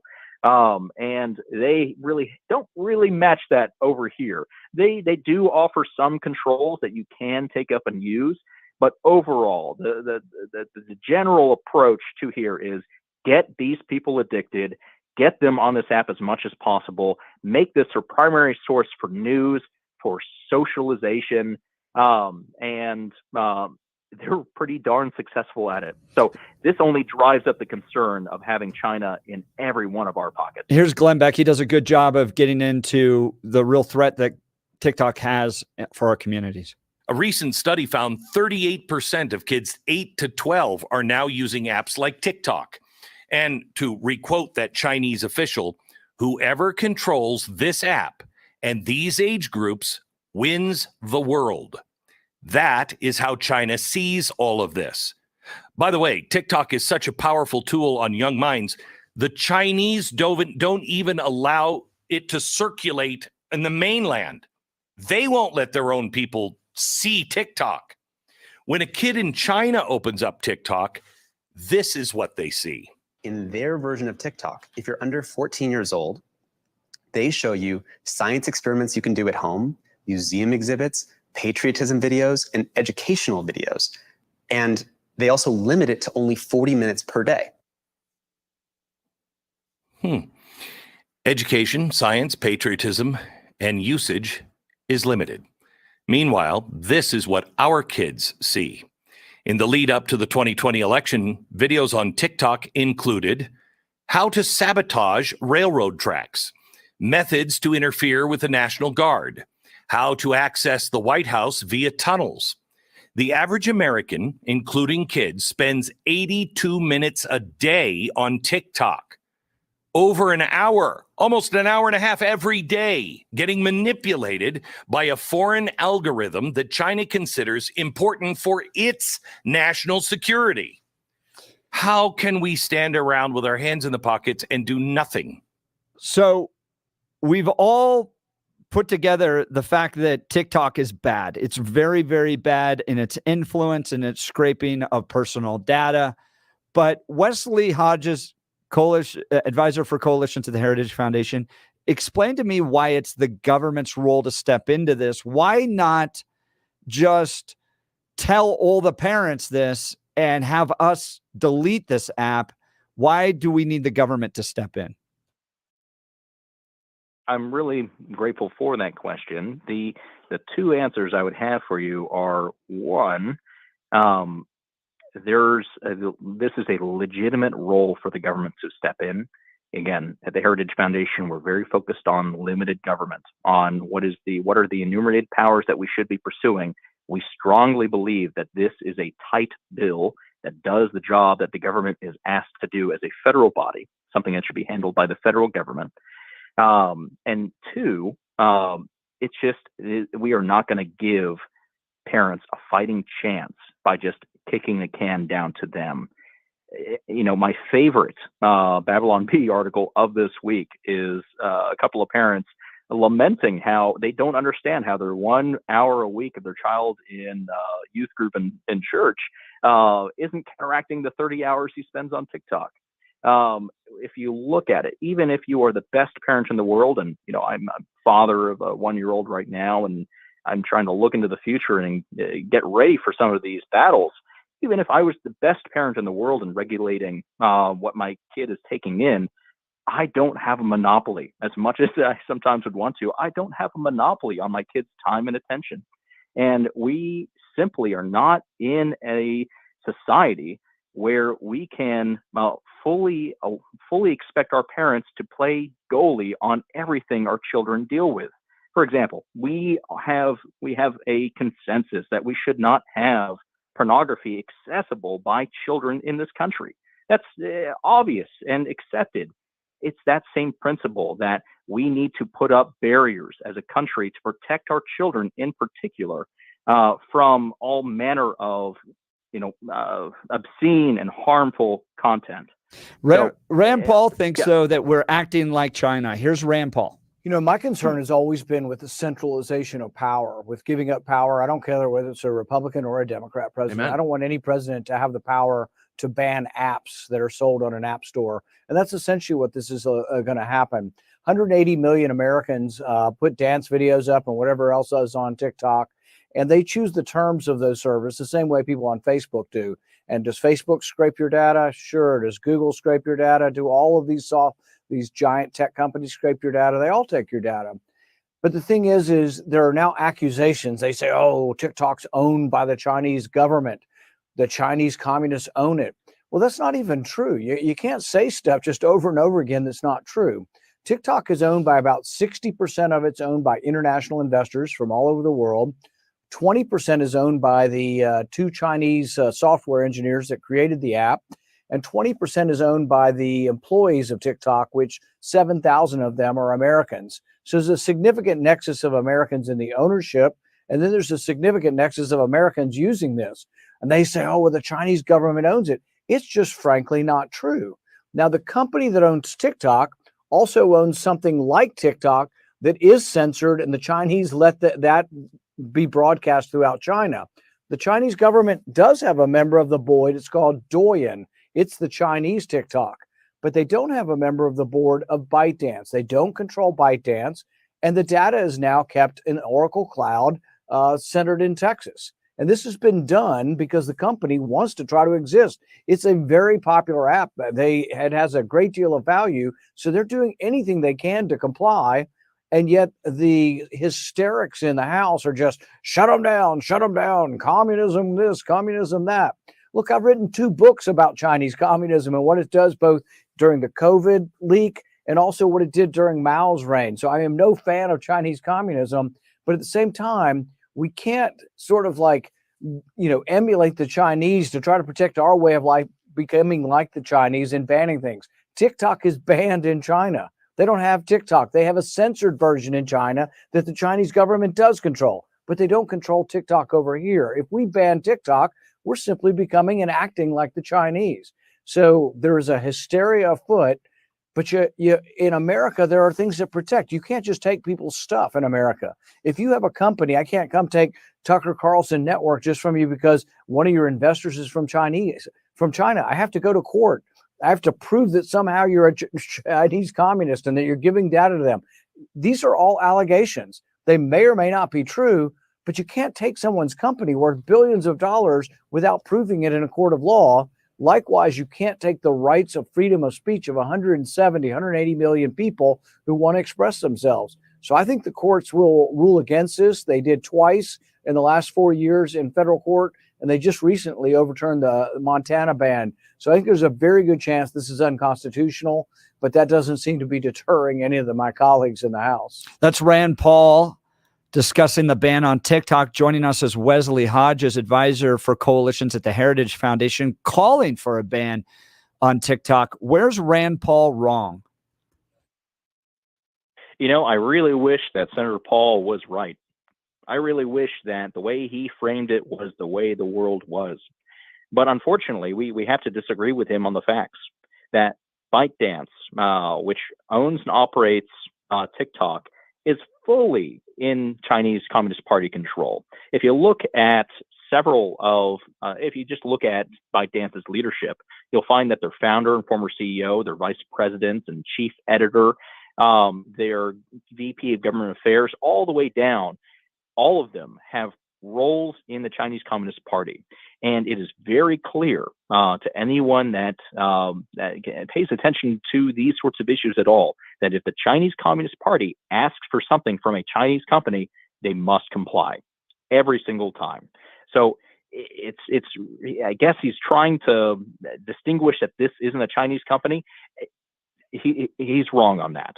So if you look at also, so he's wrong on that ByteDance isn't controlled by the CCP. The other area that we would disagree with Senator Paul is the what this bill actually does. We do not call this a ban. This actually isn't a ban. We are calling for a divestiture. So what is that? That it means that China has to sell this company to a non-foreign adversary of the United States. So this bill kicks into effect if your company is controlled by Russia, China, North Korea, Iran, and that's it. If you look at any of our other social media apps that have a following in the United States, beyond the ones that China have created, propagated, none of this applies. And even if there's someone trying to use this law, there are more restrictions than just using those for companies. So, for example, you have to be from one of those 4 countries. It has to be a social media platform. It has to have at least 1 million users, and the president has to give 30 days notice to Congress. That last point, it actually is something that we really are a fan of in the bill, because that makes it more transparent than CFIUS, the other process that the federal government uses to divest, to ban, to remove foreign control from essential services, essential companies in the United States. So we feel like this is a tight bill that is transparent, that cannot be abused. And even if a president looks at this bill and ignores its language and tries to use it to grab power, I am much more comfortable with the 5%. I think that's too high of a percentage of the potential that happening to the 100% chance that China abuses this app and all apps like this. Wesley Hodges, advisor for coalitions at the Heritage Foundation, talking to Jeff and Bill about the proposed TikTok ban. I like the hole that you pointed out in Mr. Paul's reasoning, because even if it's not technically, we can split those hairs, owned by the Chinese government, the rules set in place based on it being associated with a Chinese founder and such means they still have to deliver that information to the Chinese government when they ask. It doesn't absolve them of that responsibility, and Mr. Paul ignores that, and you accurately pointed that out. Thank you. Question that I have is, what about possible unintended consequences? What I mean is, if this goes through, shouldn't we expect China to respond the same way and declare subsidiaries of American companies to be assets of a foreign adversary, and then not ask us to sell them, just take them? Just walk up one day, change the locks on the front doors, and say, sorry, guys, everything inside is now ours. Hope you enjoy your ride home. That's a great question. I think, I suppose if I was president for the day, my answer would be, we don't negotiate with terrorists. We cannot have a vibrant global relationship if we're constantly at risk of suddenly losing all of our assets to nationalization. It's why you don't see American companies in a number of countries in the world. So if we're actually on that edge, then I would strongly message to American companies that have outsourced and put all manner of American jobs in China, be wary. Because even if the United States did nothing, even if the United States didn't push forward with this bill, which the amount of Chinese resistance kind of reveals that they see this as a ban because they do not want to give up their spy app. Be aware that even if we did nothing, they are making the world more hostile. They are driving up the tensions here. You are going to be facing more business risk. So I do not have a glowing message for American business owners that operate extensively in China. We're very skeptical about that level of risk, and they should know that. Interesting point. My parents were interested in doing business in China in the 90s, and my mom actually went over there. She's in media and stuff, and she came back in the 90s and said, there's no protection on intellectual property or copyrights, and we don't have much interest in doing business here. I mean, they understood that was a place that was kind of the Wild West, that they would just take. And so they declined to do business there. But Wesley Hodges, advisor for coalitions at the Heritage Foundation. You can go to heritage.org to read all of their research and their position papers on this proposed TikTok ban. I used the wrong word there because they don't call it a ban, a divestment. But Wesley, I appreciate you being on the Jeff and Bill Show. Thanks so much. Oh, it's been my pleasure. Thank you so much. I hope you have a blessed day. So this is a debate within the conservative movement. I'd love to hear from our callers and listeners on this. 303-696-1971. 303-696-1971. Is it right for the United States of America to step in and force a divestment in TikTok? Or do you agree with Rand Paul? We're acting like China by doing this. 303-696-1971, or text us on the 710 KNUS app. Guys, eliminate the stress and uncertainty of selling your home while still getting top dollar with Gay Ribble and the Empower Home Team with Keller Williams Sell. Their Sell with Certainty program guarantees your home will sell without even having to list it, and at the same time getting you top dollar. Gay Ribble and the Empower Home Team guarantee the sale, ensuring a seamless process, eliminating the stress while getting you the best price. Get paid twice with their Sell with Certainty program. Give Gay Ribble and the Empower Home Team a call today, 833-301-SOLD. Look, getting an offer above your home's asking price is great, but you're leaving money on the table by not working with Gay Ribble and the Empower Home Team. Gay and her experts get their clients an average of $30,000 more. Could you use an extra $30,000? That's precisely why you need Gay Ribble and the Empower Home Team. Their exclusive database is filled with pre-screened buyers ready to make a purchase. Take the stress and hassle out of selling your home while getting the best price. Here's an unbeatable offer. This is amazing. Gay Ribble and the Empower Home Team will sell your house for 100% of the asking price, or Gay will pay you the difference. It's an offer you simply cannot refuse. Get 100% of your asking price guaranteed with Gay Ribble and the Empower Home Team. Call 833-301-SOLD. 833-301-SOLD, or go to gayhasthebuyers.com. That's GAYE hasthebuyers.com. We'll get to your calls and texts. You're listening to the Jeff and Bill Show. News Talk 710 KNUS. At this hour in Berlin, I'm Trent Murray, and these are the top stories we're following. It's been another sleepless night in the Ukrainian capital Kyiv, with authorities reporting a major Russian missile attack. Our correspondent in Kyiv, Megumi Lim, has the latest.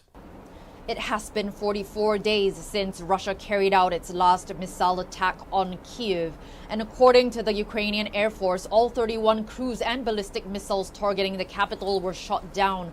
But falling debris hit residential buildings, industrial facilities, and a kindergarten. At least 10 people were injured, including an 11-year-old girl. The head of the city's military administration, Serhiy Popko, said Russian forces used complicated maneuvers targeting the city from different directions in what appeared to be an aim to confuse air defense systems.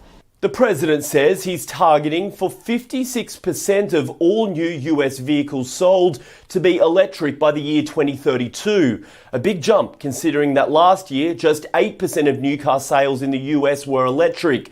The EPA says the new rules will prevent 7 billion tonnes of carbon dioxide emissions over the next 30 years. Responding to the new mandates, Republican Congressman Tim Walberg said Americans should have the right to buy whatever car best suits their family. And that's what you need to know at this hour. I'm Trent Murray in Berlin on Salem News Channel.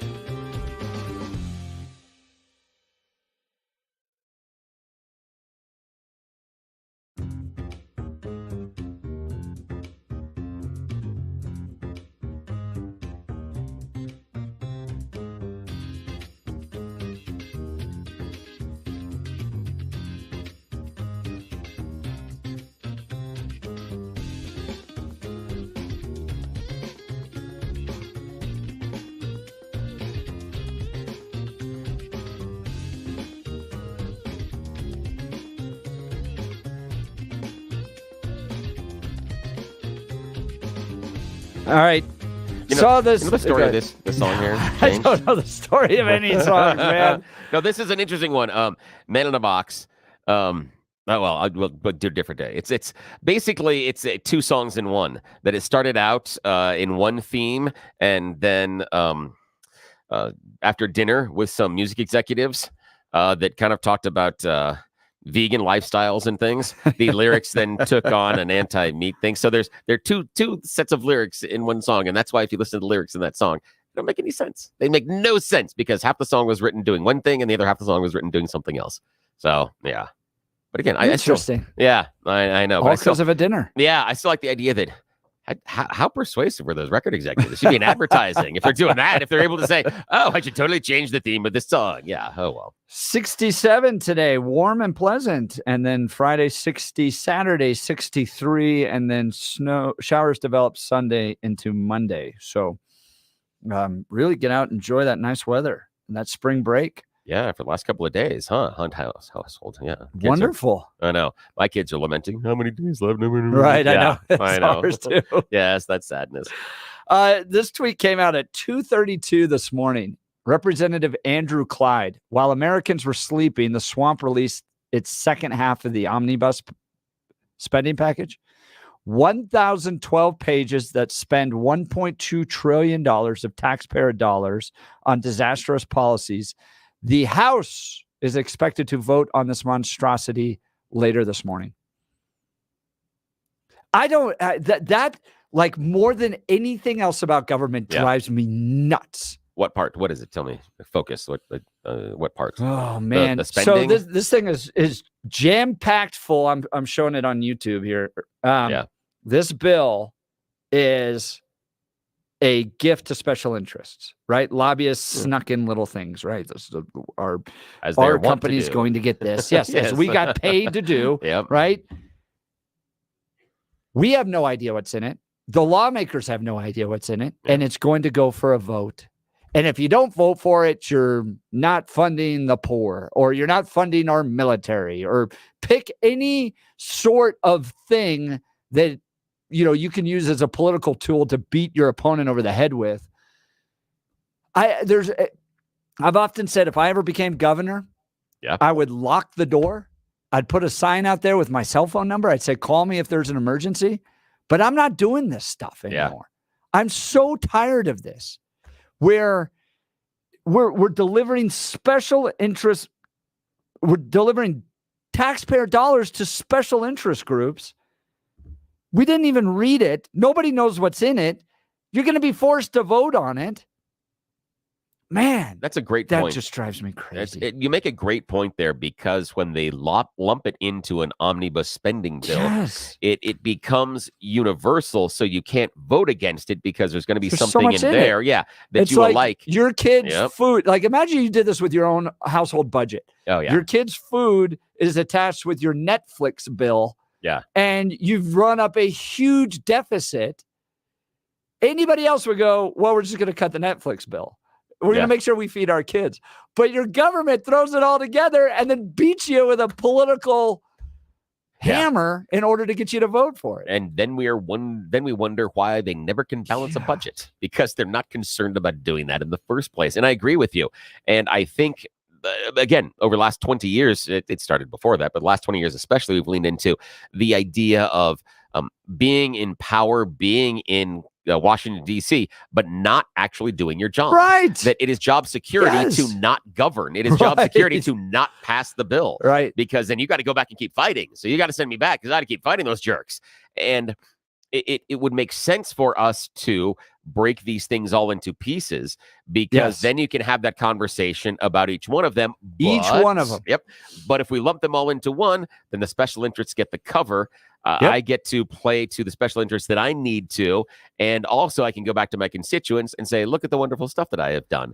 And again, I love your analogy of a household budget. Yes. And we should come back to this and say, you wouldn't have a discussion with your significant other about your household budget in an omnibus fashion. You wouldn't say, we're going to approach this all as one whole thing. We would divide it up into little areas and see where we're spending well, where we're not spending well. And what's critical. Exactly. And what can be gotten rid of. And everyone that is trying to manage in this economy has done this. We've all had to make those harder economic choices because, unfortunately, unlike our government, we don't have a money printing press in our garage. Yeah, right. That would make so much easier if I could print my own money. Dude, there's got to be enough Republicans at some point that are like, we're going to shut this place down until we stop the omnibus, bring us literally bill by bill.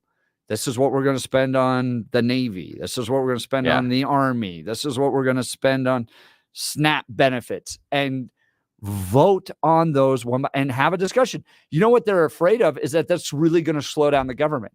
And I'm like, thank God, do it. I think they're afraid of something else. Actually doing their jobs. Well, that's part of it. But I think they're afraid that their own special interest will not be fed. Yeah, right. And that's what I think. That's why I think this is an agreement between two groups. This is an agreement to continue the largesse. Because they know that if either side steps up and says, hey, you guys are doing this, we need to do this so you don't get your special interests and you don't get this kind of favors to all of your donors. They turn around and say, oh, what about yours? If we do this, then we get to take yours out as well. And so I think this is I was going to say gentleman's agreement, but no, let's say this is a criminal swamp creature. Yes, exactly. That's a great way to put it. It is a swampy or swamp creature agreement to say, shh, if we do it this way, all of the people that give us the monies get the stuff they want. And the people don't know because this is too big to read and understand what we're doing. So if we just all nod and wink at each other and pretend that we're concerned about it in public, everything functions and we get to go on our wonderful vacations and we keep our power, and then we get to go back home to our constituents and say, look at the horrible things the other people are doing that we allowed them to, but they're doing horrible things. And I've got to go back there and fight them in Washington again. But I'm really going to continue to let them do the horrible things because they're letting me do my horrible things. Yeah, that's all it is. Here's my final message on this to our 710 KNUS listeners. You are a better person than the people in Washington, D.C. Amen. You have more common sense. You care more about delivering for your families and your business than these swamp creatures do. My God. Here's the core message. This is the problem. Okay. And this very rarely do we have these points, these diamonds in the rough. And this is one of them that we are going to give you, the listener. Think about it this way. Getting elected to Congress, especially the one in D.C., is the one job in America that you can get without showing any qualifications to actually do the job. It is the only one that you can show up for, get paid an enormous amount of money, and get a ton of respect, and have everybody already obviously treating you as if you know what you're doing, but you don't have to demonstrate a single speck of ability to actually do your job. Next time you go to a job interview, show up and go, this looks like fun, but I have no idea what you're doing, nor can I perform any of the tasks you're asking. How big's the paycheck? I'm like, sir, ma'am, you sound like you're perfect for Congress. And then get allowed to steal money from people. Exactly. We all want a kinder, gentler way to experience wellness and overcome pain. I'm thriving and fighting back my workout soreness with UltraCur. By the way, it is really sore this week, and I am grateful. Thank God I have UltraCur. We did something that just pressed my body to another level, and maybe it's age, probably that. Yeah. So I rely on this every single day. I take it twice a day. UltraCur is patented non-prescription natural capsule that works fast. Surveys show that 50% of people using UltraCur find relief within 48 hours, and half of those within 2 hours. Experience UltraCur for free. Go to any Denver Metro natural grocers and ask for the health coach or the vitamin manager. By the way, Sebastian Gorka, it's not vitamin, it's vitamin, for your free 3-day trial of UltraCur. UltraCur is fueled by patented technology to give you the true edge to support your peak wellness, energy, and active lifestyle. If you've tried everything without much success, even other natural curcumin products, you owe it to yourself to try UltraCur today. UltraCur gives you unique control over your daily wellness. It's gentle on your stomach, and it's a natural antioxidant. Get curious, Denver. Head to the natural grocers and grab your free 3-day UltraCur trial. No strings attached. Wondering about the research? Get the lowdown at getultranow.com. That's getultranow.com. Jim, we'll get to you and our calls and text. You're listening to The Jeff and Bill Show. News Talk 710, KNUS.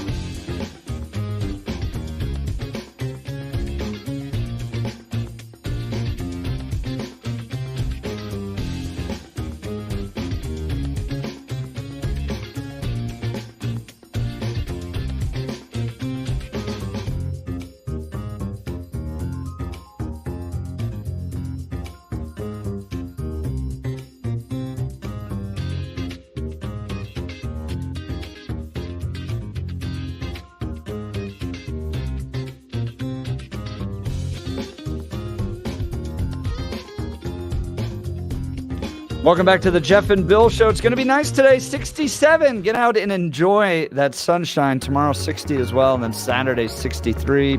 It's going to get wet Sunday and Monday, so springtime in the Rockies. Yeah. That's what we've got going on.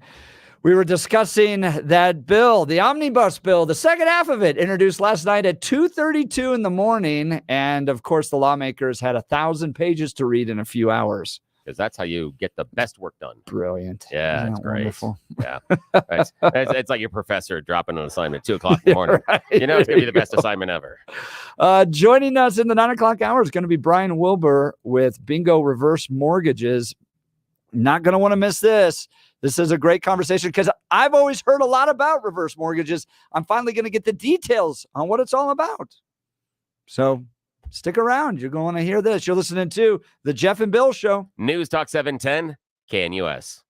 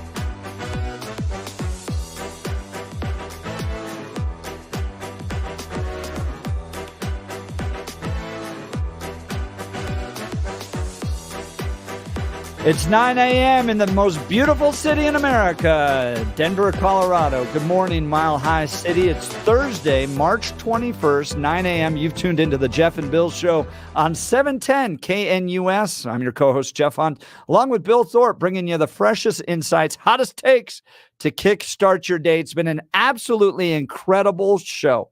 One for the record books if you missed it, especially that 7 o'clock hour.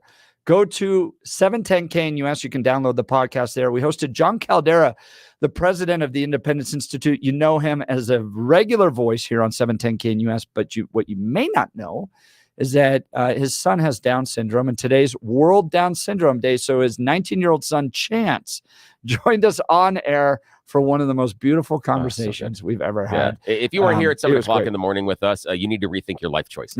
You really do. You should have been here for this. You missed it, but check it out on the podcast. It is incredible. It was. Also on YouTube, you can see our smiling faces there. That's a bad choice. Don't do that. Joining us in just a second is Brian Wilbur, business development with Bingo Reverse Mortgages. He's actually going to explain what a reverse mortgage is. If you're like me, you hear it all the time. You're like, what? Sounds like a unique opportunity, but I don't know what it is. Yeah, I don't know if it's that or if it's something that we get to do when we're in the bingo hall and somehow we don't win. Is it something I get to do? No, bingo reverse. Give me the money. I don't know. I'm curious. And then we're going to take your calls and texts because this is where Denver's voice is heard loud and clear. We're totally different than any other show you're going to have in Denver. You can tune into some shows and you'll get the straight news. Other shows, you'll get a monologue on whatever the host is upset about. Here, you're part of the conversation. So give us a call, 303-696-1971, 303-696-1971, or text us on the 710KNUS app. I love these text messages that come in. Good morning, fellas. Joining you. I just got back from the gym and walked 2 miles. That is the nice I thing. love is we're part of people's lives. Yeah, that's right? the part is that they share what they're doing with us throughout the day, and I really appreciate that. Absolutely wonderful. Let's go to the news with Blake Olson. Good morning, Blake. Morning, guys. 43 and sunny in Denver, expecting highs in the upper 60s today with sunshine. Best day of my life. Now, how many people do you know wake up and say, best day of my life? I love John. Perfect. Woohoo. John and Chance Caldera on World Down Syndrome Day. The 710 5-day forecast is coming up. Our top story, college basketball fans will be keeping a close eye on all the first round games today and their brackets. CSU takes on Texas at 4:50 this afternoon. And the Colorado Buffaloes are moving on to Indianapolis. And CU beat Boise State last night. They face Florida tomorrow.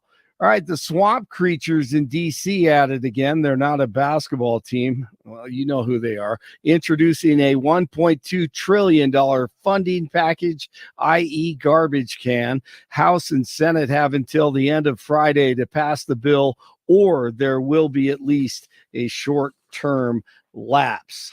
Lakewood police looking for 2 young female suspects who viciously attacked and beat a man at an RTD light rail station.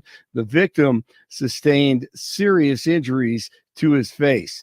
Police also investigating a stabbing in Cherry Creek North. An altercation between 2 people led up to the stabbing. No suspect in custody. A woman in Longmont was shot in the driveway of her home on Wednesday. Police say the shooter knew the woman and was arrested in hygiene after a short car chase.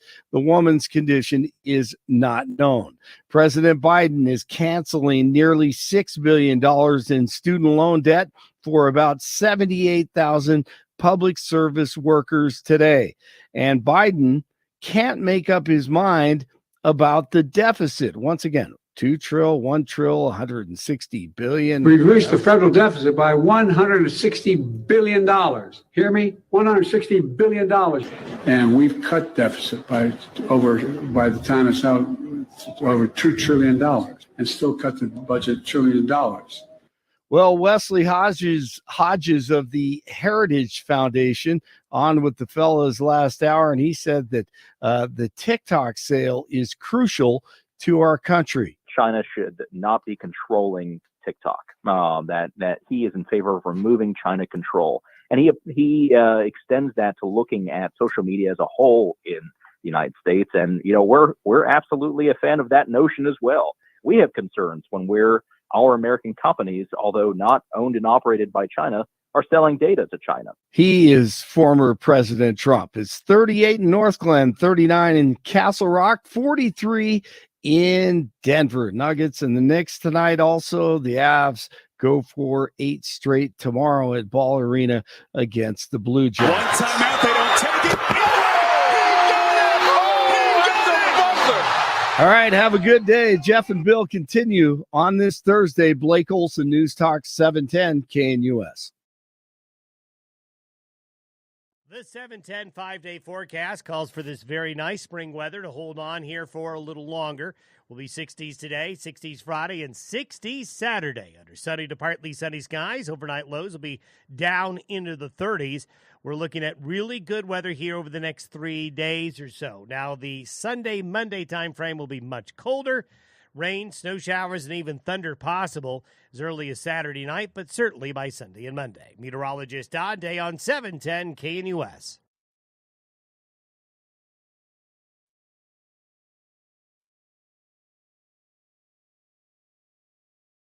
We got a Marine in the studio today. Brian Wilbur is joining us. Brian Wilbur does business development for Bingo Reverse Mortgage. Tell us, first of all, before we get into what is a reverse mortgage, tell us about your Marine service. Yeah, so I was honored to serve in the United States Marine Corps. I was part of a helicopter squadron HMT 302 out in Jacksonville, North Carolina. I was a 53 crew chief for you veterans out there, the Super Stallion, the big boy. We picked up the grunts, we took them into the bad places, and we came back. Wow. And so it was my honor. Did that for 5 years. Local boy here, went to Cherry Creek. And did you? When did you graduate? 97. Okay, I was 2000. 97. Okay, yeah. There you go. Yeah. We were there at the same time a little bit. were. I was one of those little freshmen that got thrown in the lockers. I was maybe the guy throwing you in there, but yeah, no comment. But the Marine Corps got that out of me. So it was a great time. It was my honor. So when you're a crew chief on a helicopter, you fly on it? Or We're do you air crew. prepare it? Or Yeah. what is your role and responsibility? So the crew chief's role, and depending on that platform, right? I was on a heavy lift helicopter. We could take 55 combat ready Marines inside, and we also were responsible primarily to do heavy lift. So we would lift Humvees, do things of that nature. But it's the largest, most powerful helo in the free world. Wow. And we could virtually outrun a majority of our gun support. But our role really as a crew chief was to make sure that the aircraft was up, ready to go. And when then we would, depending on our mission, whether it was flying out to the ships, bringing the grunts back and forth, or moving around material, logistics, things of that nature, we were part of the crew. So 2 pilots, a crew chief in back. I was also a door gunner, usually had another door gunner with me. Had some fun with a 50 cal at the window a few times, but it was an honor. It was a pleasure. I spent a majority of my time in a flight suit, which is kind of odd for a Marine, but it was absolutely my honor. Wow, that is so cool. This is one of the things I love about 710 KNUS is not only do our listeners have strong values, our advertisers, our partners have strong pro-American values. That's why we're here. And that's part of your heart, man. That's right. And you put blood into it as well. I so do. thank you for your service. Well, thank you. I got a quick question Yes. here. Just Brent, you don't have to show us right now, but how many different ways do you think you could hurt Jeff if I said please? You can kill me very quickly. I just had to throw that in. It's sorry. I If he's, apologize. if he's getting tucked into a locker, he might have a list somewhere. So I'll stay on his good side. I respect you. Thank you.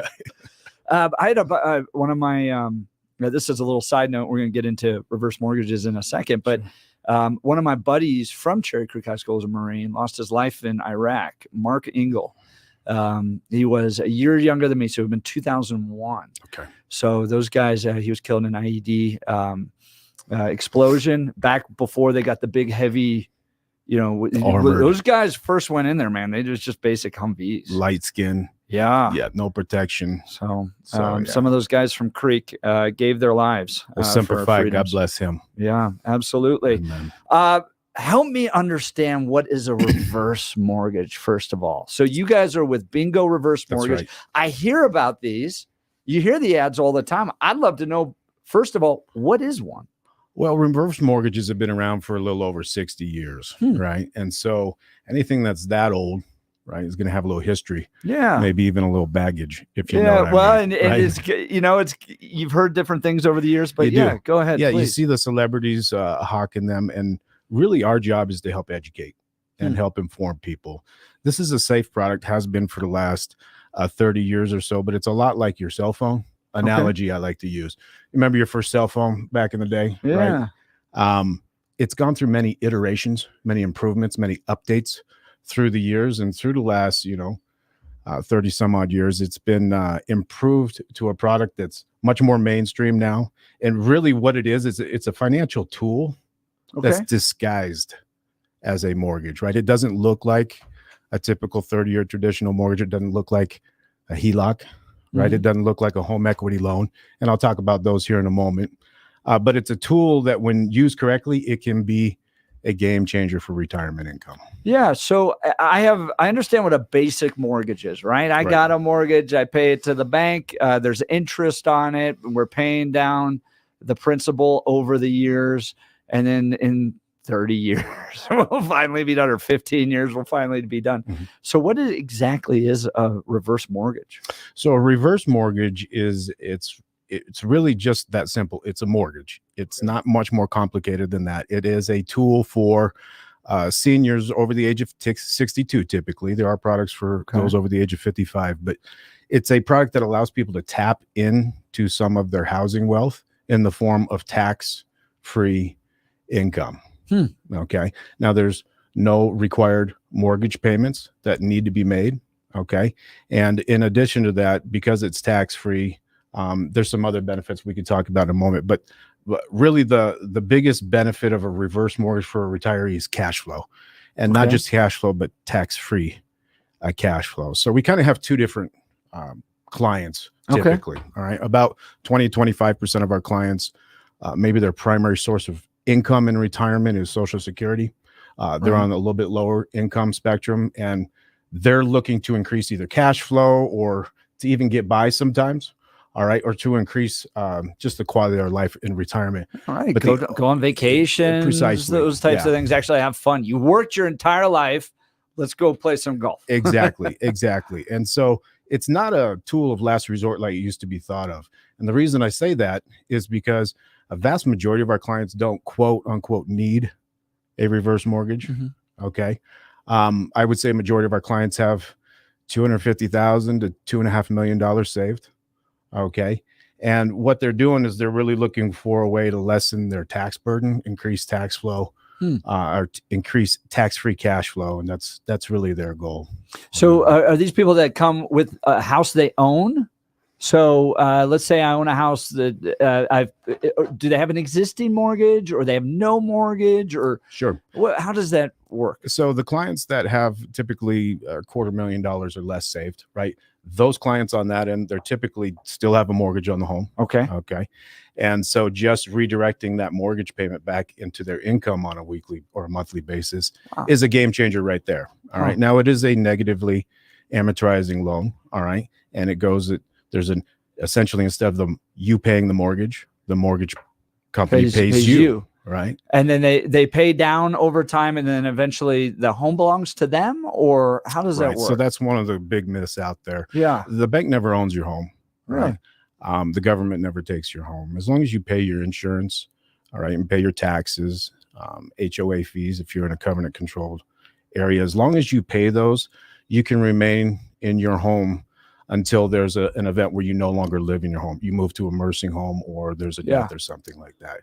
But when you look at the mortgage payment that you're making, and you especially flash that against the appreciation value here in Colorado, we're just in a unique place. We're not Texas or Georgia. Our appreciation and the way that paces with that negative amortization, it's worth it to have what we call a housing wealth assessment done, where it really helps you say, hey, here's how much we're sitting on, and here's the different options if we were to utilize this. Now, it's not for everyone, right? Even though virtually anyone can find a way to use this, it doesn't necessarily mean that it's worth it for their situation. You really got to grind in and understand the benefits according to what you're trying to achieve. So I like to talk about somebody who's not a good candidate for a reverse mortgage, because that's very important. Let's start there, and then I'd like to hear who's a good candidate. Absolutely. Right. So somebody who's not a good candidate is somebody who's looking to move in the next 2 years.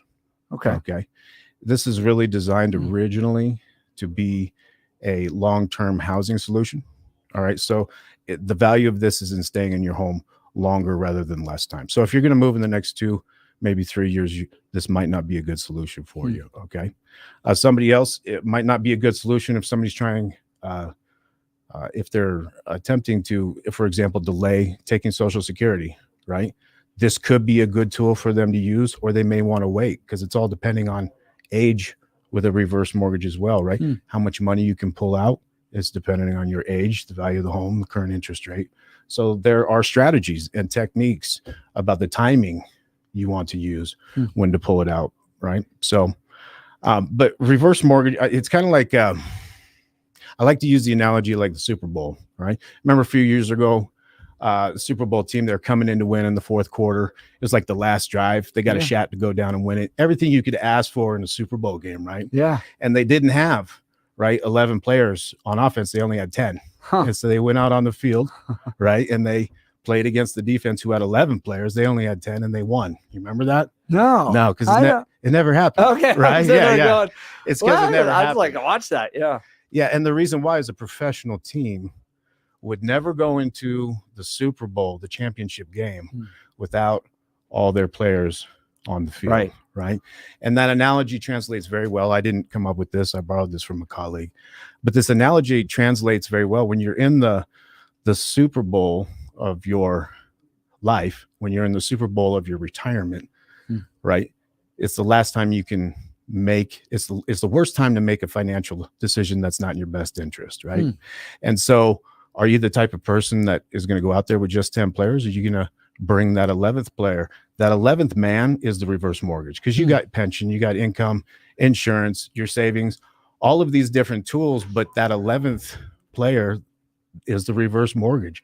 How does it shield you from taxes? How does it protect you in that way? So that's what we invite people to take a look at, is whether a reverse mortgage is correct for you. You're not going to know until you know the facts. And so really that housing wealth assessment, it's going to give you the peace of mind, at least let you know what you're sitting on. We're talking with Brian Wilbur. He does business development for Bingo Reverse Mortgage. They're a partner here at 710 KNUS. Marine, I was going to say former Marine, but you guys aren't former Marines. You're always a Marine, right? You got that. So he shares those pro-American values, which I know is so important. Those of us that want to put our financial trust in someone that shares our values, well, Bingo Reverse Mortgage shares those values with us. So you mentioned kind of somebody that's going to move quickly. Maybe I think you said delaying Social Security might not be a good candidate. Who is a good candidate for a reverse mortgage? So a good candidate would be somebody, the nuts and bolts are over the age of 62. There are some products for those over the age of 55, but typically 50% equity or better in their home. All right. But really a good fit for somebody else, somebody who has multiple assets or a little bit broader portfolio, is to understand that the reverse mortgage is for somebody that's proactive. They believe in insurance. Okay. They believe in hedging against the unknowns in the future. All right. They've got insurance on their car. They've got life insurance, right? They've got insurance on their health, but do they have retirement income insurance? Right. And so nothing's certain in the future. We're all living longer. There's a lot of market volatility, political turmoil. Inflation is another one, right? There's a lot of unknowns. Who knew inflation would go 8-12%? I mean, just to operate at the same level of lifestyle you had 2 years ago, you need to have $11,000 more dollars in your pocket. Just to have that same lifestyle. It's crazy. Yeah. So to kind of answer your question there, the type of person that this is good fit for, right, is that type of person who says, I don't want to go out on the field, right, with just 10 players. I want all 11 players. I want them all working at the highest level. I want them on the field all the time, right? And that type of client understands that a reverse mortgage is just a financial tool, but it's going to give you that best chance, to win in retirement. And that's what we're trying to achieve. So somebody calls Bingo Reverse Mortgage. What's the process you take them through? This may be a good fit for them. It may not be. Yeah. I imagine there's not a ton of pressure if it's not the right fit, right? So walk us through what somebody's going to experience when they start to work with you. Precisely. As I mentioned earlier, listen, that housing wealth assessment is really so critical, and its value, it takes about 20 minutes, right? We do them all day long. We've got a whole team. They're fantastic. They're going to pour through and say, hey, here's what you're sitting on. Here's what your options would be. And then at that point, it really makes sense to either go one of two ways. One, let's have a deeper conversation. Let's unpack the rest of your retirement and how it's structured. Let me understand your short-term, your long-term goals. And then at that point, we're in a position to where we can advise one way or the other. And we work hand in hand more often than not with your financial advisor. All right. We're working with the kids. We're working with the family. This is a kitchen table type of discussion. So it becomes really clear once you know the facts and what your options are, how much money you're sitting on, whether this is something to pursue now, to pursue in 2 or 3 years, right? Or to pursue maybe at no point. This might not be a good fit for you. So if it's a good fit, we tell you that. But if it's not a good fit, we're the first to tell you that as well. I think that's important. Yeah. I think people, especially with a decision of this magnitude, you rightfully get a little nervous about what this could mean for you and your family. Those types of kitchen countertop, kitchen table discussions involving the family, I think is very important. Right? That's the legacy. That's what they want to leave for their kids and grandchildren. Like I said earlier, this is not the time, right, to be an amateur. This is not the time to make a bad decision. You need to do your due diligence. You need to do your research. All right. But the beauty of this product is it's already proven. I mean, they've done the math, they've done the science, the research. Texas Tech, MIT, Ohio State. There have been some juggernauts within the financial industry that have built out the models, and they all came to the same conclusion ultimately that I believe it's Robert Merton. I think he's a Nobel Peace Prize economist that won the award, and he studied it and he came to the conclusion that to not factor in housing wealth into your retirement income conversation, to not do that is a huge mistake. All right. It doesn't mean you should do it. It doesn't mean you shouldn't do it. All right. But at the end of the day, you got to know the facts. It's your responsibility. We're talking with Brian Wilbur, business development with Bingo Reverse Mortgage. How do people connect with you? What the website, phone number? Website's easiest. And this housing assessment, go to www.bingoreversemortgage.com. You can sign up for a free assessment. It takes about 20 minutes. We do them all day long, and we'd love to get you the answers you need so you can make the decision that's best for you. Now, Brian, I've got a question for you. Yeah. An answer that you're hoping. Now, Mm-hmm. The first thing that I hear when you're saying, this is tax-free income, like, wait, hang on a sec. How can I possibly use the equity in my home and turn that into tax-free income? How does that possibly work? How do I figure this out? Explain it to me, please. So let's say, for example, somebody owns a $600,000 home. Okay. They own it free and clear. And they want to pull out $300,000 in a reverse mortgage, right? And they don't want a payment, but they just want that sitting in a line of credit. All right. And that's a whole other show we could unpack there with the line of credit and how it grows at the same rate as the interest. That's a different show. But they put $300,000 in this line of credit that's available to them, right? This line of credit can never be canceled, right? Back in 2008, a lot of people found out about HELOCs, how those get canceled. It's non-revocable in any way. Pay those taxes, your insurance, your HOA fees. But this line of credit for a lot of the models we see is turn it on at 62 and let it grow. Let the interest, the negative amortizing interest, accrue as well, right? So let's say you've got a $300,000 line of credit. That means you have a $300,000 reverse mortgage, right? At some point, that reverse mortgage is going to negatively amortize to 360 at some point, right? That line of credit would also grow to 360 at that same point. Okay, so follow me here because that's just step one. Imagine if you allow those taxes, and take it to your tax guy. Everybody's in a different situation. But imagine you take a mandatory withdrawal out of your IRA, which generates a, 1099? Ordinary income, but you use that. All right. You use that to pay off the $60,000 of interest that's accrued on your mortgage. You take that tax break that year, you're above the $24,000, $26,000 threshold, right? So that generates a 1098. So now you've got the tax benefit there as well. One of the more popular ways, though, and to just be real quick here, is actually using the reverse mortgage to preserve your portfolio. Don't choke the horse you're riding. Markets go up, markets go down. All the long-term cash survivability rates are always better when you don't tap into anything more than that Monte Carlo, that 4%, right? So if you can stay under that threshold and use tax-free income from the equity in your home to supplement in down years, let that portfolio continue to build. And we've seen that over the last few years as well, depending on if it's a bear market or not, right? There's about 42 different strategies when it comes to the advanced level. So grandma, There's advanced level. There are. Yeah. Grandma and grandpa, they need some extra cash flow. They're tight. We can help them. That's a traditional reverse mortgage. We've got proprietary jumbo products that go up to 5 million.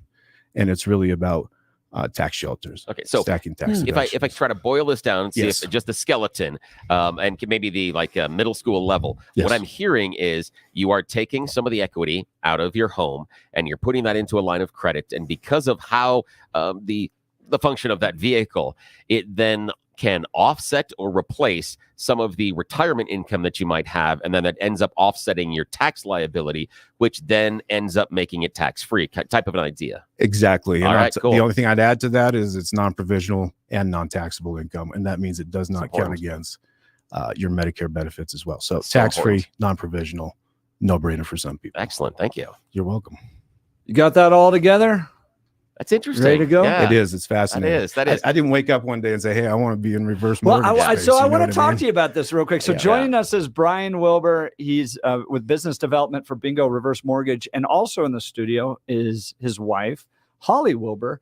How'd you two decide to get into this? What you're a Marine, you love this country, you decided to devote your life to this. What was it that got you excited? Yeah. So back in 2000 or 2007 or so, I got my start in the financial services industry, life and health insurance primarily. Great time to start, by the way, in 07.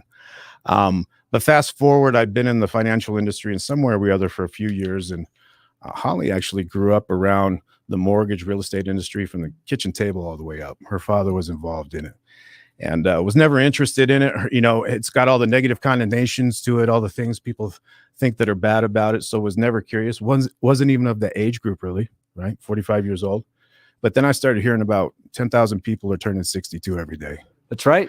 Yeah, Wall Street Journal Right? about that. Yeah. So the 87% of seniors are bringing housing wealth into retirement. We're talking about 6 trillion with a T.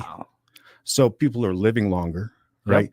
They're staying in their homes. This is a tool that's designed to keep them in their homes. And oh, by the way, if you're crafty, right, there's ways to utilize this to lower your tax exposure. So the potential, this will be mainstream in 5 years. In 5 Well, years, I hear a lot about it you already. hear this quote: reverse mortgages will be mainstream.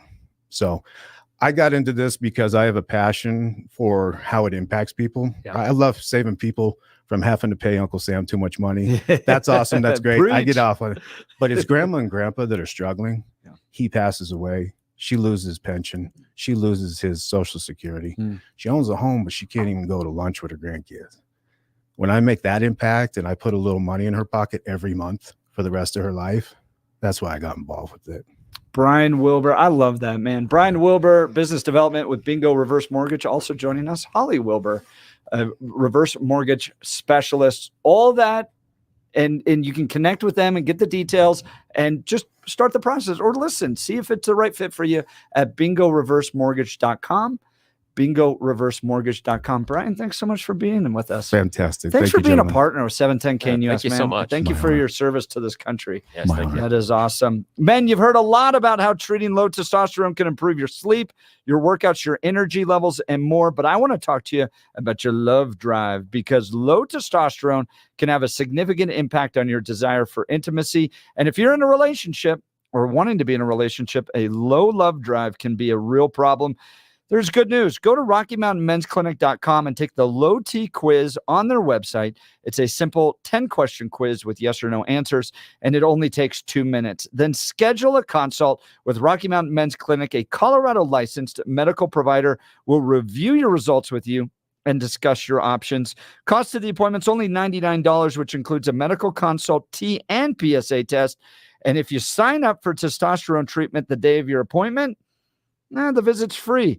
Rocky Mountain Men's Clinic has served the Front Range of Colorado for nearly a decade and successfully treated tens of thousands of men.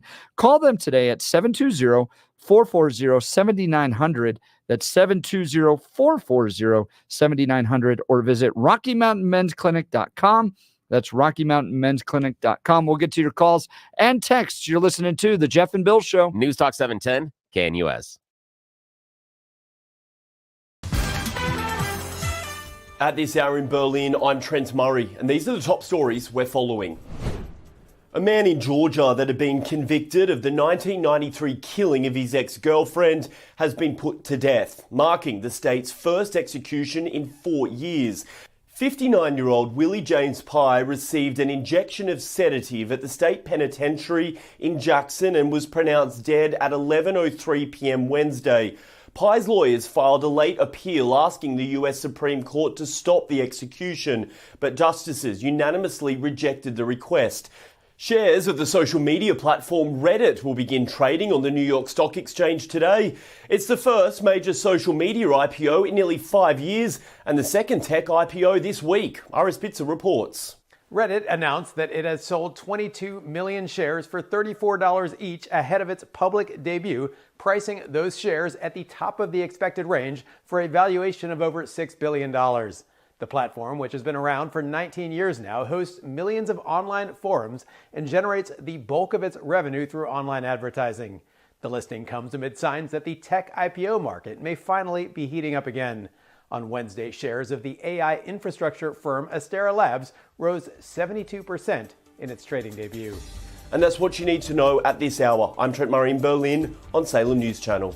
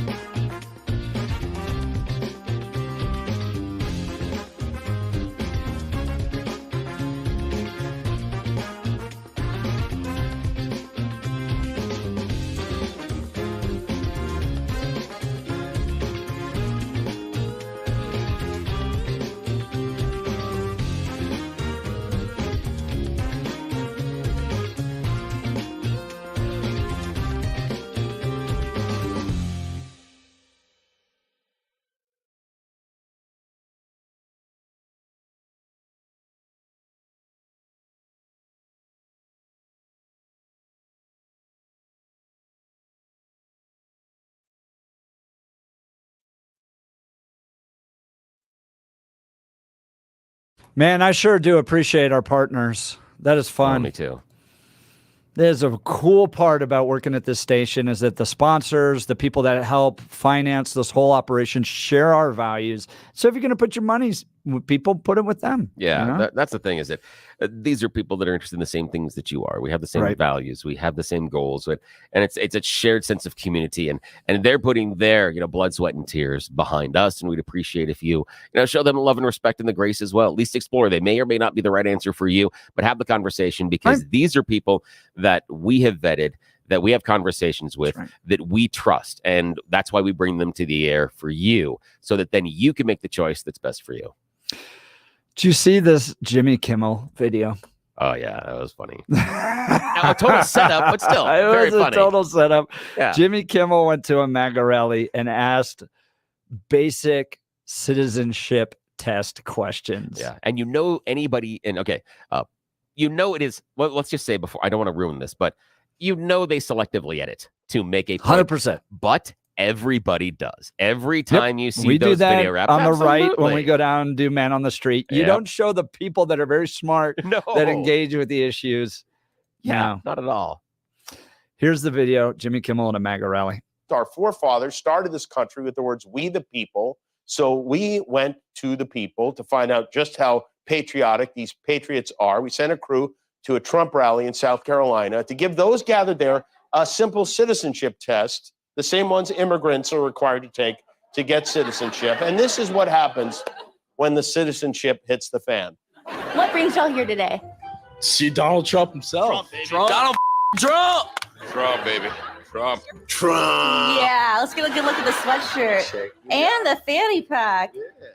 I'm here to bring awareness to Fukushima Daiichi, the clot shots, the deaths and injuries, and let's go, Brandon. Let's go, Brandon. Yeah. Let's go, LGBTQ+. As a voter, what is your biggest concern? The border and the economy. Migration. Finish up the damn wall. All the illegals coming in, we just got to stop them. We're all here today asking real Americans if they could pass the citizenship test. Do you think you could do it? Sure. Maybe.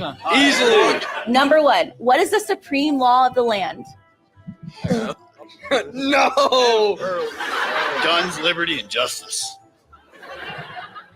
I love that. I have no What's the idea. supreme law of the land? Good question. Well, I can answer that one right now. How many amendments does the Constitution have? 32. 10? No. I don't know. 20-something, I think. Maybe 13. I'm not 27. really sure on that. I worry about number 1 and number 2. What are the first 3 words of the Constitution? In God we trust. Okay, so that's 4. Life, liberty, and happiness. Is that? No, it's we the people. That guy said it walking past. You heard you cheated. You cheated like Joe Biden. Joe Biden. Can you sing the national anthem for me? Oh, say, can you see by the dawn's early light what so proudly we sang as the twilight last gleaming with the stripes and bright stars and the perilous The what? Just the perilous skies. So close, you guys. That was so close. All right. So I know what Jimmy Kimmel was doing. So 2 things. First of all, always be prepared. You go in and you do these types of interviews and you can see what the left's going to do. They're going to go to MAGA rallies and they're going to try to embarrass Trump supporters by doing that. So you got to know your stuff. Step number 1, you got to know your stuff. Step number 2, even if they made them look a little foolish, I still loved a lot of those answers, man. They were funny. I thought they were great. What's the supreme law of the land? Guns and what is it? Yeah, for me, the thing that breaks it for me is the canned laughter. Is because that's piped in afterwards. It's not audience laughter, and for me, that's a force. And what I dislike about that is that it is the person doing the film editing, in my opinion, making fun of the answers. Yeah. Let it breathe. And if the audience There you responds and laughs, everything else, that's much more organic, and you get a response. it makes it seem more like a presentation, like a predetermined conclusion. Yes. Well, And then that's the hard what part.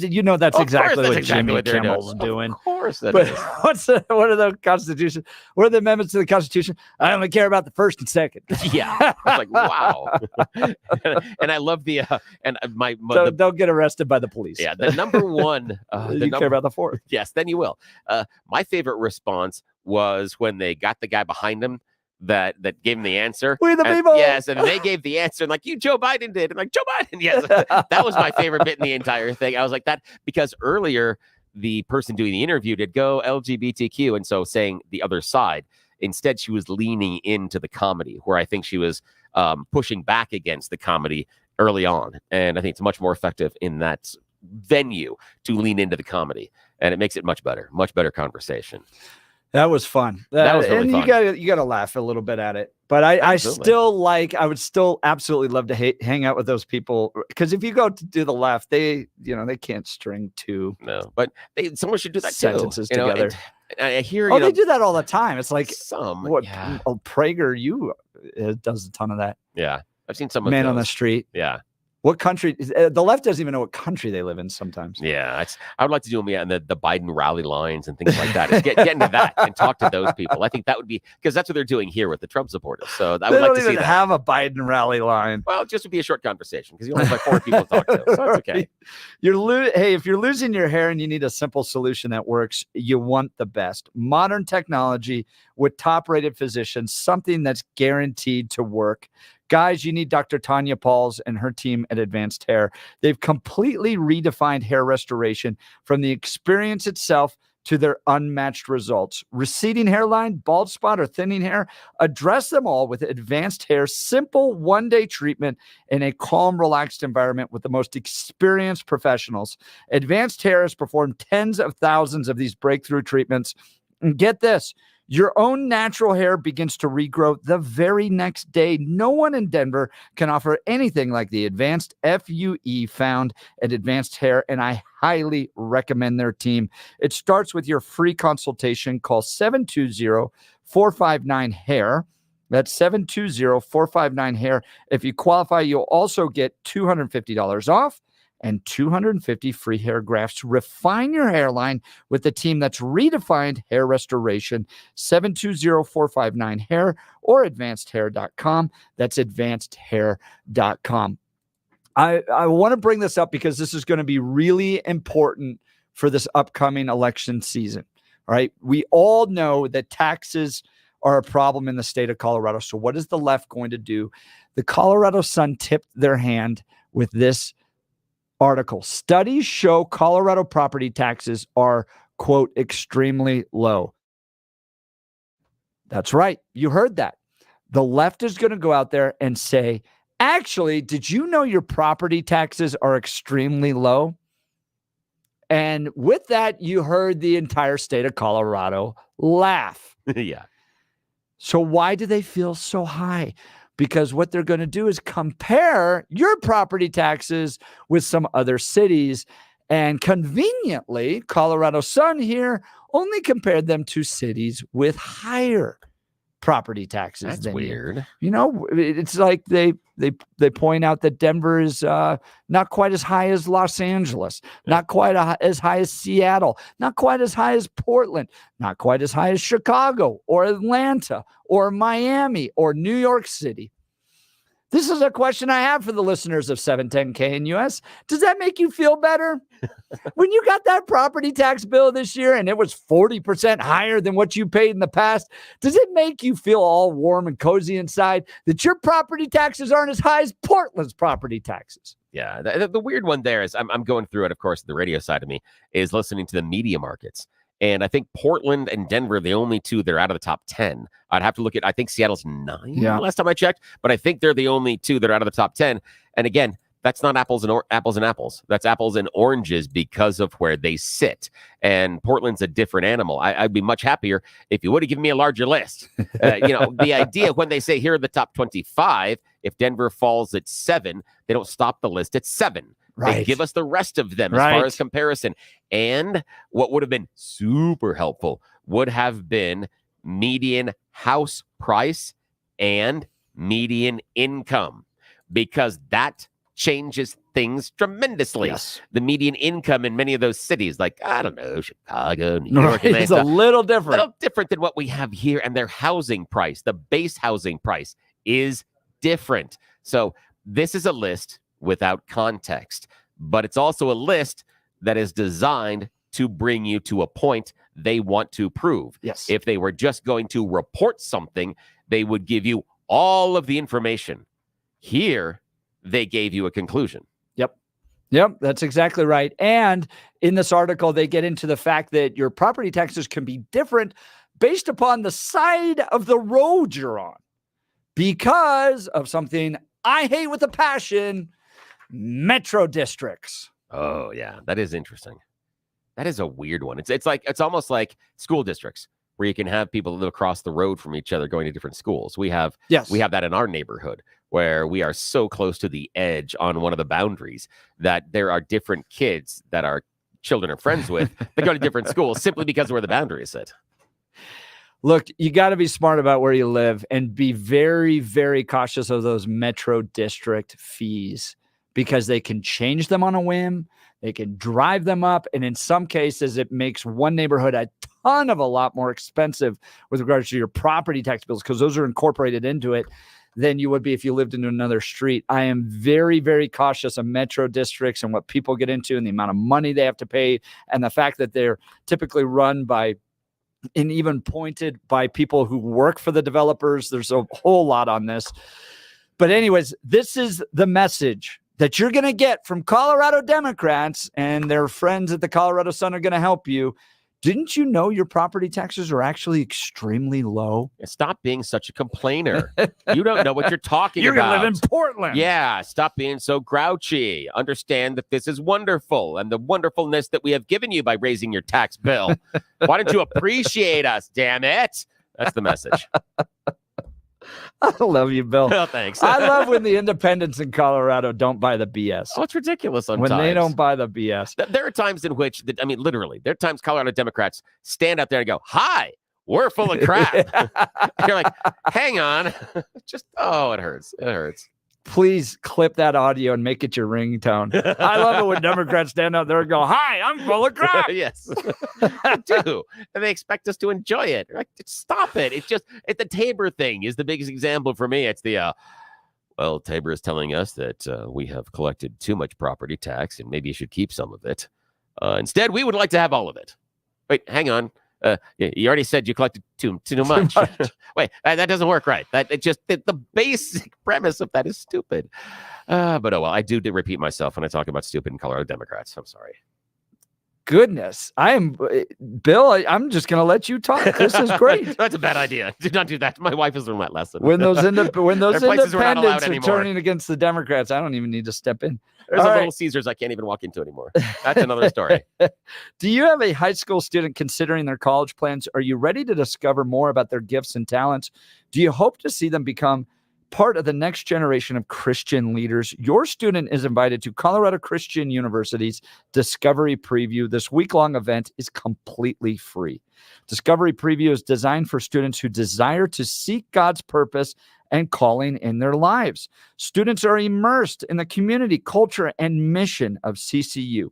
Workshops focused on calling, career, and Christ-centered leadership help them explore their unique strengths and potential career options. They also take the students on a Colorado adventure to experience the beauty of the Rocky Mountains. Eligible students can also qualify for a $1,250 annual scholarship for attending.